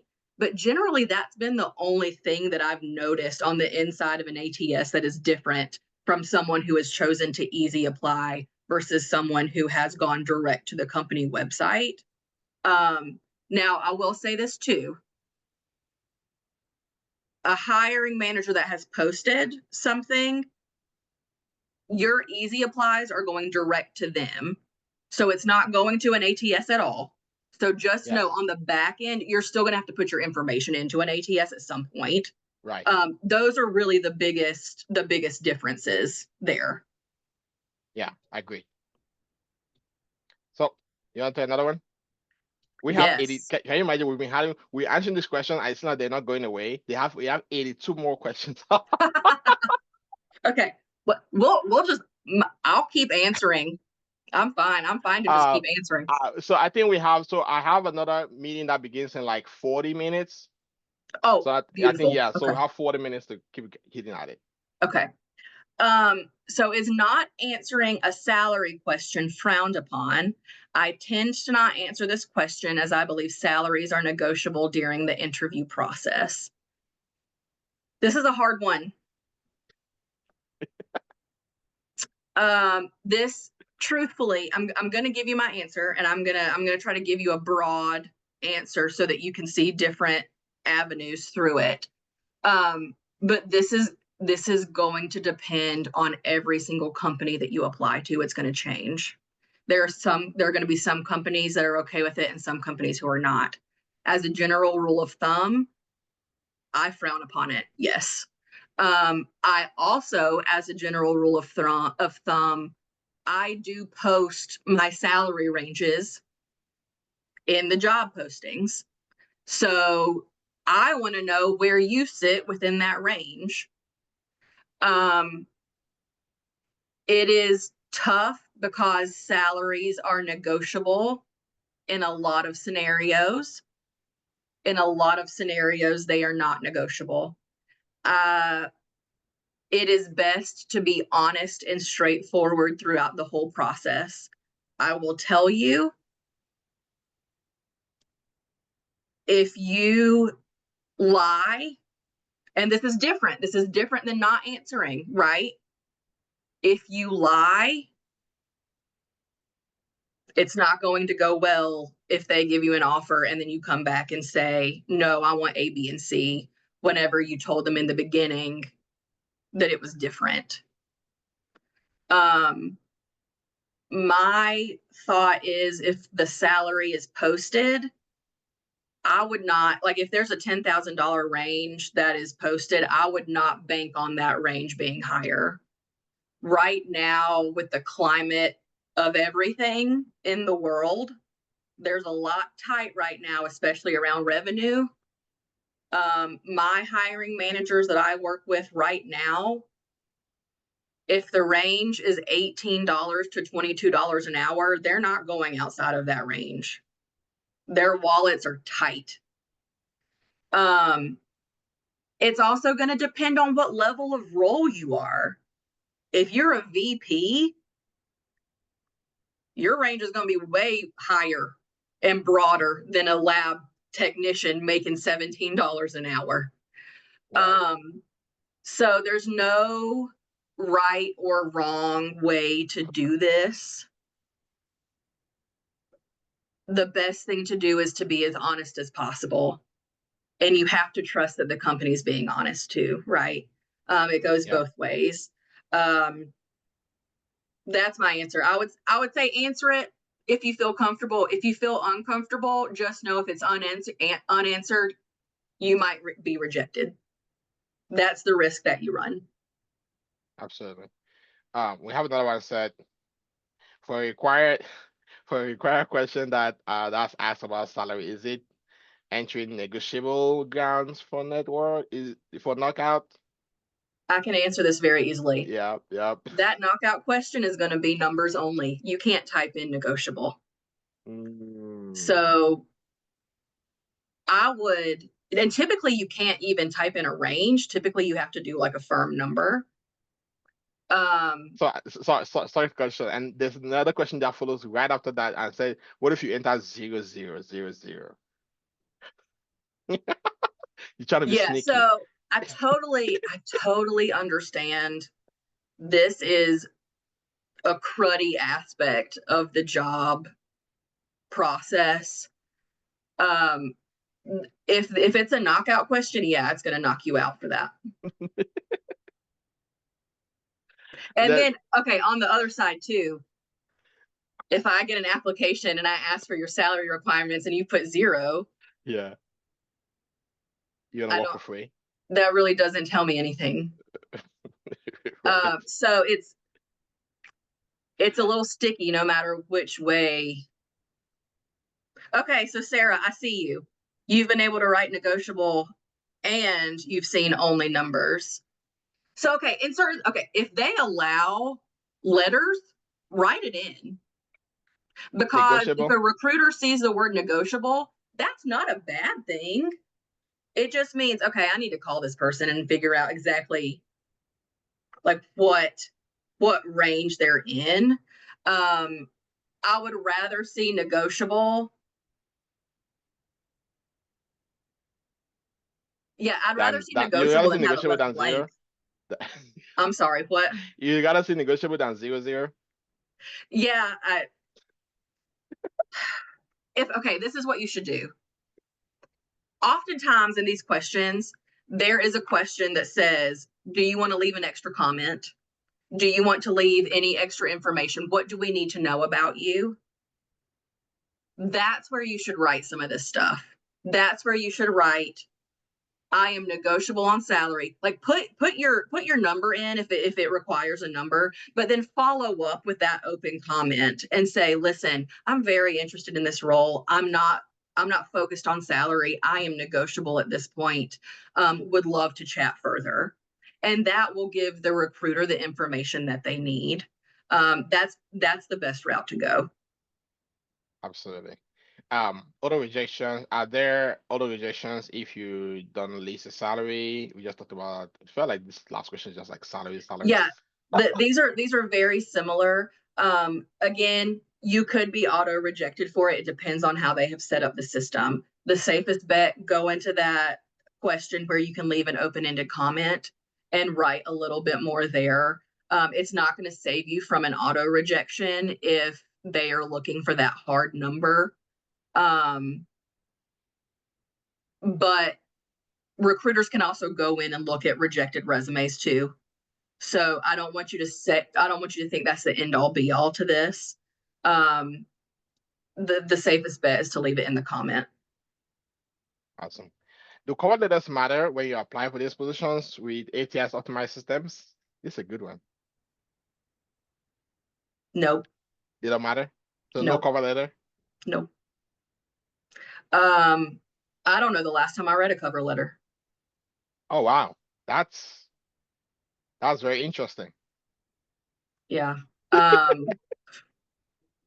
Because I know that cover letters come as an like they always ask like files, right? Documentations and all that. So you're gonna upload documents. So that doesn't get seen at all. It'll get seen. It's up to the recruiter if they read it or not. Okay. So straight up, let's say Rudy applies to my job. It is a clinical trial manager job. Rudy has been doing this job for 5 years now. I know he knows. I know his resume is beautiful. He is hitting every single mark. Do I need to read it? I don't need to read it. I already know. I like him. We're moving. Let's go. A lot of times cover letters slow recruiters down. Because they have to read it. Yes, if they read it. What I've also learned about cover letters is a lot of times people don't actually put valuable information in it. It's just, I'm interested in this job because of A, B, and C.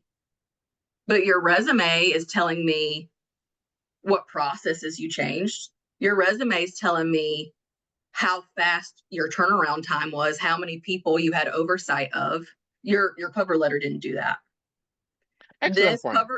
Sorry, go ahead.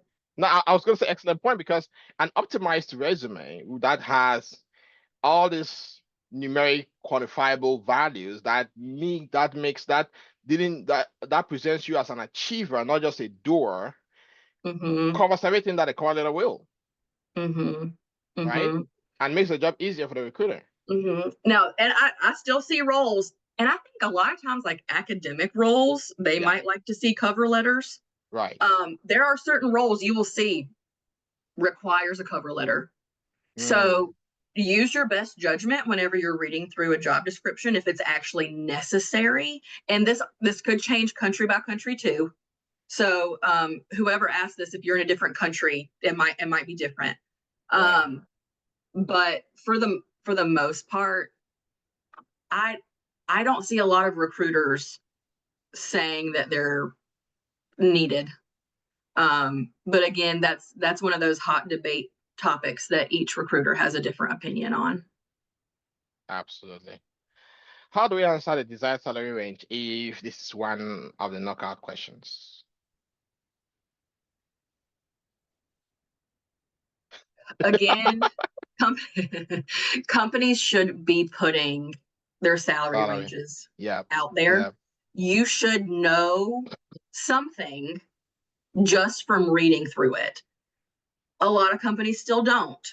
I don't know if it's because they're being secretive. I don't know if they just haven't gotten to that point yet where the light bulb has gone off, where they realize they need to do it. Here in the US, salary transparency is becoming a big thing that companies need to start divulging that information. That's the only way that you're going to know if it aligns or not. You're not going to know any other way. The best thing to do is to know what your personal expectations are and if they're reasonable. And I strongly encourage you to do some research online for your specific location and that job title. There are different resources that you can use. You've got Glassdoor, you've got Indeed, you've got salary.com. There's one other, I feel like it's pay something. They all will give you like statewide ranges for different roles. Now, all of these things are research, and each website's going to give you a different range, because why would they ever give you the same range? So then you need to use your best judgment to really find that middle ground between all of those websites that have given you information. See if it aligns with what you're looking for, and then put in that information. Again, honesty is the best policy. Absolutely. These there are websites that do keyword to get through ATS. Do you suggest align like relying on them? If yes, which one? Do you want me to take this one? Yeah, I think we kind of mentioned a little bit earlier. There are a bunch of different websites like AI systems, AI tool, whatever. Now, if you just Mhm. Google AI resume, you're gonna see a whole bunch of stuff that are coming up. Yep. And now, the most important thing they can now, again, like I mentioned, right? The truth about what you did and what you AI can just make stuff up, right? They can make Mhm. stuff up. So it's really relying on the honesty about what you did. And if you don't have metrics, sometimes you might be, but you might be doing your job. I don't expect you to be writing numbers every day, do your job like, oh, I actually did 5 people today. I'll put it down, right? You wouldn't even remember because at the time you're doing the job, you wouldn't even think about leaving the job. Right. So on the way you start thinking about leaving the job, that's why you start thinking about the resume and all that stuff. But the most important thing is if AI helps to create something, your goal is to be able to look at it and say, okay, is this what I did? Or does it Mhm. at least sound like what I did? Right? Mhm. You can kind of use your personal judgment for that. I mean, Yes. we can't Yes. really go ahead to recommend certain website. I mean, they're not paying us for that right now, to advertise their business, right? So, but use your judgment. Use your judgment on what are some of the things that the AI system will have there for you, and it's the best way for you to actually go on that. Yeah, you can use them as a resource. I would not 100% go all in for it. I think what Rudy just said, using your best personal judgment, um, that's going to be best here. Or have a friend read it. Sure, absolutely correct. What's the recommended font to work well ATS? Oh my God. I would say anything clear. Like don't use handwriting or cursive anything. Yeah, Um, I think if you want to be the safest, Times New Roman, Arial, like your basic things that or your basic fonts that you see in Microsoft, all of those are going to be safe. Now, if you create a resume in Canva, and I love Canva, like don't get me wrong, I am a Canva person. They have so many fonts up in there. that's unnecessary. They're blocks, they're thick, they're big. I would stick with your just Basics. general typing plain font. Any of those will be just fine. Awesome, awesome. Do you recommend adding a summary to the resume? So I'm sorry, I'm just jumping in. Do you want to take it? No, no, go ahead. So You're on the floor. a good thank you. A good alternative to cover letters is a summary in your resume. Mm, A lot of I times a like cover that. letter, it expresses your interest because of A, B, and C, and then you quickly go through a summarization of your background. I would say at the top of your resume, 2 to 3 sentences about who you are, what you have done in your career.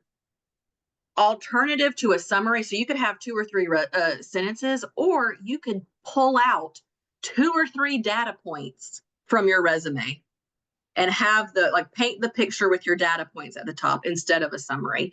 Either one of those is very appropriate. Awesome. I tell up my resume for every job when I upload my resume. The job scan is no greater than 45%, so I have to message it. I have to massage it every single time using company keywords. Is that a question? All I have to say is they're not accurate, and that's why. I do, I there are so many systems out there, and there are a lot of resume tools out there. Um, I don't if one of these tools is trying to sell you something, they want you to buy their product. Um, and that might be why your resume is getting 45%. Right. If you read it, again, going back to that human judgment, if you read it and it aligns, trust your gut that it aligns. Agreed. Regarding the graduation year, I assume range of attendance or education institutions. What is your explanation of the gap in work? So, I've seen a couple of resumes that people always feel like maybe they should put a gap year. If like I was a nurse, I was nursing my kiddos and I took a mhm, year, 2 years off from work.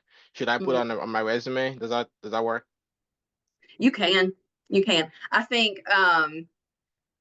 it is very appropriate if you put in there that you were in school for that gap, or that you were um a homemaker, a mom, whatever the case is. If you feel like you need to explain that gap, it's okay to put it in there, and you can put it in there as a job because that was your job during that time.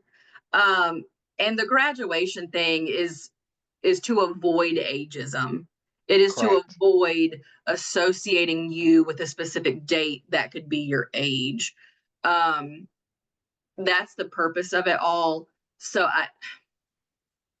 I would put it in there, or the alternative is just to leave it out and then explain it whenever you're talking to the recruiter. Yeah, agreed. Languages. Yes, it's Yes, a yes. yes. Do you That's a know big how many note. people you could work with I if you know. speak different languages? Yes, absolutely. Um, for address, you would recommend adding the city and state, right? That's not. I should have answered those ones. They're easy. If if applications show cover letter as optional, do you recommend using them? I think we already talked about this. I would say no. About address in resume, do you mean full address? Yeah, I should have been answering this ones. Okay. Grace said, what if you graduated several honors distinction relevant in your role? Oh, put them in. Put them in. Say Nice.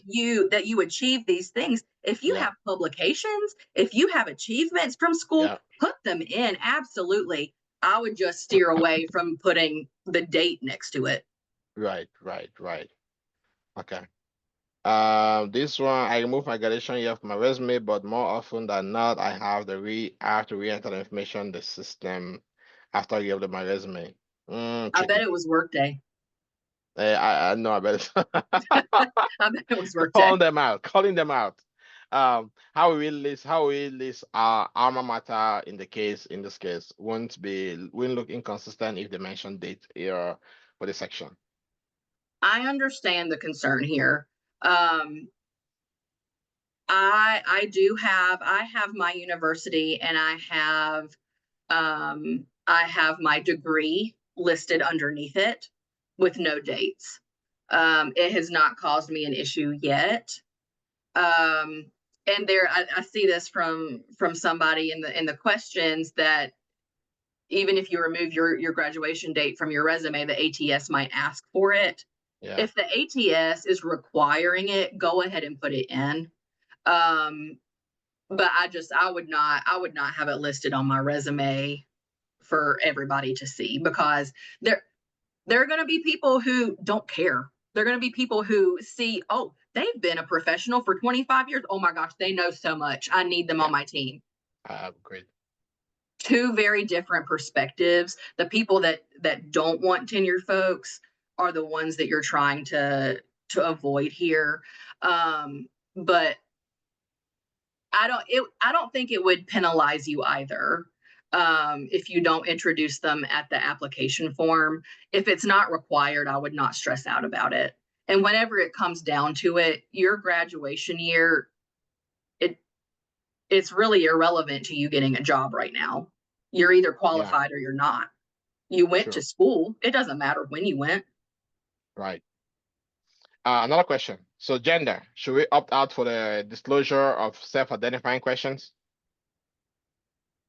I'm sorry, say that again. What did you say? Sorry, should we opt out? Should we opt not to disclose when answering the self-identifying questions? No, the self-identifying question, they always ask like your gender, military status, and all that stuff, Um, race, and the rest. I cannot see that information. Oh, that information is collected specifically for the government and for different legal purposes to make sure it basically it just collects information. It does not, hiring managers don't see it, recruiters don't see it. If you don't want to put it in, again, it's optional. You don't have to. If you are concerned, you don't have to. I went personally, I get migraines, and migraines are a neurological disorder. And I went through a phase where I didn't want to disclose that information because it said that I had a disability, and I don't feel like it's a disability. It didn't matter. Like, through some, like I answered some appropriately, and I answered some I declined to answer at all. I did not notice a trend either way. And again, we can't see it on the inside of the system. So you choose your comfort level and you go with that. All right, we got 15 minutes, 60 questions, 62 questions. Okay. I know we actually had over 100 questions. Woo. All right, we're going through this. As a fresher looking for a job, it's necessary to provide an internship letter confirming confirming our already done internship, or just mentioning their experiencing on the resume is enough. Typically, I think just on the resume is enough. Now, that being said, a lot of internships don't give out any type of certificate. A lot of internships don't give out recommendation letters. If you do have that, it will only help put you in the right direction. It will never be a bad thing to submit recommendation letters or like letters of certificates or something showing that you accomplished something. That will never hurt you. If you have it, it is absolutely appropriate to submit it. There's a question about number of pages. This is actually a bunch of questions about this. How many pages should my resume be? Oh, you know what? While I was doing my presentation, I actually had the thought in the back of my head that I hadn't talked about it. The one-page resume is not accurate at all. I don't know who can have a one. Okay, somebody who just got out of school. That's who can have a one-page resume. That a young guy just talked about. 2 to Internship. 3 pages is very appropriate, especially if you have been within your career for 10 to 15 years. Absolutely. Now, if you're getting up to 4 and 5 pages, truthfully, I would expect academic research in there, Right. Publications, things like that. I would try to keep it at 3 pages. I would try to not go over that. But putting it into an ATS system too, they're parsing it, they're pulling everything out. So it doesn't really matter how many pages it is because they can see it elsewhere. But if you're not academic, I would keep it at 3. I think academic 4 to 5 is very appropriate. Awesome. How important is referrals? Yeah. To me, I always say referrals are very important, because you want to be able to get as much as close as possible, to the Yep. job. Yep. So if you have somebody internal who can refer you for a job, let them do it. Let them go ahead and help you out with that. They will definitely be able to. I'll definitely be able to. Because sometimes they might not just do a refer. They might actually refer you and send your resume to a hiring manager, to a recruiter internally while you have already completed the application. So that gives again more attention and visibility on your profile. Absolutely. Absolutely. If you can get a referral, do it. Awesome. All right, another one. Can you please share what to add if someone does not have a clinical research experience but wants to start fresh in the US? I'm an Indian IMG. Ooh, okay. International medical grads have a very difficult time here. First of all, I want to acknowledge that. Yeah, totally. There are quite a few sites. So again, I said this in the very beginning, I think. The majority of my experience comes from a site network.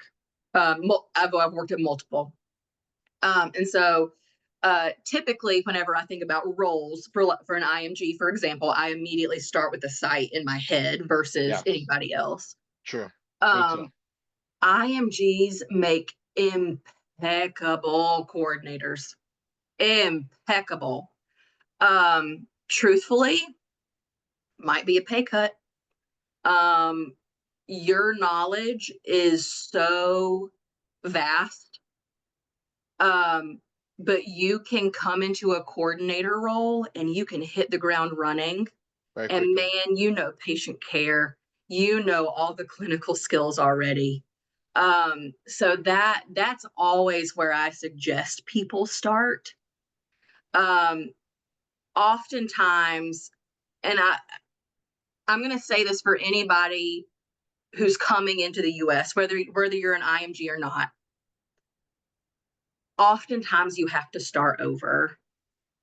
And I Agreed. hate that. And so many of us totally understand that it stinks. The great news is that with your experience and how much of an expert you are, you might have to start over again, but I promise you, you will skyrocket. Give it a couple of years and you will be able to get right back to where you were. Rudy, from your perspective, Yes. because you have more experience on the pharma and CRO side than I do, Yeah. um, where would be a good place for IMGs to start? No, you hit it right on the nail at the site, Okay. right? Okay. Especially at academic centers. Academic centers are very welcoming for IMGs, and at the site level, it's always important to have that clinical experience in the US. It's a big challenge that most IMGs face, because now you don't want to go through the steps, but you want to be in the healthcare space. In clinical research is like the next best thing, right? I like Scotty said, it's disheartening how the system works, and sometimes you may come in with a PhD, IMG, like have all these things, and you feel like I'm going to be doing a nursing assistant job, right? That might be where to start, but with a mindset of somebody who is very focused on how they want to be able to take the career to the next level, it just makes sense for you to be able to go like, okay, you know what? I can start here. I'm determined to break into clinical research, and some of those might actually require you to take a refresher course. Some might require you to take like, okay, maybe you need somebody who open the door for you. Right, joining communities, right? Joining communities that have people who have access, communicating with folks online, attending workshops like this, right? Getting valuable insight, like just being out there, exposing yourself. That's definitely the way that's definitely going to be open more doors for you. Yeah. And I will say too, there are a few folks on LinkedIn right now who give really good resources for MDs from other countries who are trying to get into the industry here. I will this week, I'll share out a couple, like one or two names. There's one person in my head right now that consistently has things specifically for IMGs. Yeah, I think I know So her as well. yes, Yeah, and the sense of community, I think, is also very helpful, knowing that you're not alone in the search right. that you're doing. Super, super. I agree with that. Um, what do you think about gaps? We talk about gaps already. Is it a good idea to answer race in your resume again? Like you mentioned, this is for government stuff. Your answer those doesn't come to the recruiter, so it goes directly to government purposes. We answer the question about the patient, about the number of pages. Is it necessary to fill out your experience section on the application, even though you're uploading your resume? Does it look bad if you don't fill that section manually? What's your take? Hold on, where's that question at? I'm not No, following I you. sorry, I'm all the way at the bottom. I was just trying to look at major questions. Some of the other ones I are like got you. just basic things. Because we have like 8 more minutes. I'm like, okay, let's kind of touch some major questions. So they're asking if it's necessary to add to go on an application and like you have to manually fill out everything all over. Like, what if you don't do it? Like, what happens? They're gonna come and arrest you at home. Like, No, come here. no, no. They won't arrest you. And Okay. I think sometimes, and I'm gonna keep harping on Workday. I hope they don't come after me. Um, I'm pretty sure I have applied via Workday before, and it has not been required that you have Mhm, to manually enter everything. mhm. If it's not required, it should not impact you. If a recruiter has set up something that is required, that is impactful. If it's not required, I would not stress out about it. Okay. Why is not common? Okay. Why isn't it common practice for a job announcement to have a closing have it closing the other number of applicants application number cut? That's a good question. The control volume. Yeah, They yeah. may have it Um, internally, but definitely not externally, right? Yeah. So I actually was on the phone with one of my friends last night, and this exact thing happened to her while we were on the phone. Right. She has been looking for an HR manager position, Okay. and somebody reached out to me just asking if I knew anybody who was looking for something. Right. And I kid you not, she logged on, had the application up, was filling it out while she was on the phone with me, sent me the link Okay. to a role or to the role. I clicked on it and it was closed. It And she was was filling the application closed in. because within however many hours that took, Yeah. that recruiter had seen so many applications come in, she went Right. ahead and closed it. So if Wow. you have, let's just say you have a site network local to Chicago. Let's say you're Right. in Chicago, you have one opening for a clinical research assistant. It's been open for 5 hours and you got 200 resumes. Recruiters will close it. They will look through all of those resumes, see if there's anybody in there that fits. If Right. there is not, it will reopen. Right. That's when the CV posted, right? Yeah, yeah. Awesome. Awesome. That makes a lot of sense. Helpful for me as well. Learning a lot of Well, stuff again. and alternatively, some of the repostings, um, typically they're always because of the high level of applicants. But they did not find anybody in that group that was the exact fit for what that hiring manager wants. And they could be looking for a unicorn. You never know. Right. Right. But that's why you see reposts. Awesome. There's another one that interesting one. I'm looking for most interesting ones. How about emailing to the HR using tools like LinkedIn Radar? That's a new one. What was the other tool outside of LinkedIn? Did they say Uh, a different tool? they said LinkedIn Radar. I think it's like I'm gonna look it up. Okay. Kind of an Um, app thing, I think. I will always advocate for you to reach out to somebody within talent acquisition, recruiting, or human resources. If you have identified through the people section on that company's LinkedIn Mhm. page, if you have found who's responsible for hiring, it will only increase your chances of being seen if you message them. Now, the thing is, you need to send the right type of message. Don't send I sent in my resume. Please use my resume for any roles that are open. Mm-mm. You don't know who that recruiter, you don't know what they're responsible for.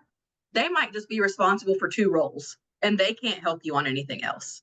True. Um, on top of that, because it's not a super targeted message, um, a lot of times they'll just look at it and just keep going.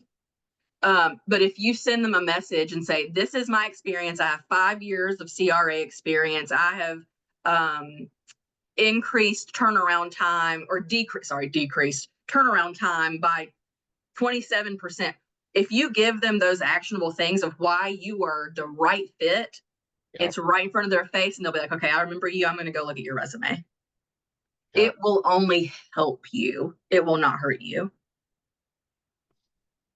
Somebody said, and this is gonna be a little funny. Can I? So instead of saying put in, they actually said putting, like the Russian president, right? Mm-hmm. Yeah. You get. So instead of saying, can I put in, they actually just had like they put and the in together. So like a putting, right? Mm-hmm. Russian president. Can I put in an additional portfolio on in a link to my GitHub account? Oh, so like they might have a website that shows Yeah. off some of Yeah. their stuff. Right. put that in as an additional resource, and you could Okay. even have that website listed on your resume if you want to. Nice. Actually, it'll probably be good to list it on your resume as a resource. Add it in whenever you're able to, whether it's the open-ended comment, whether it is additional resources that you can upload it there. Because that is, I've experienced that a lot with like marketing folks that have their own Right. website. A lot of recruiters do check them out. So go ahead and add it in as an additional resource for them. Awesome. Awesome. Now, I think that for those ones, if they have no means of tracking who actually saw the website, is that helpful? Say that again. If they have no means of knowing who went to the website, like you don't like somebody just go to a website, you don't know who. Like the ATS website? No, the like the website that they have, like the extra website that Oh, they have, like kind of I extra was resource. not understanding that question. I Sorry. am so sorry. Um,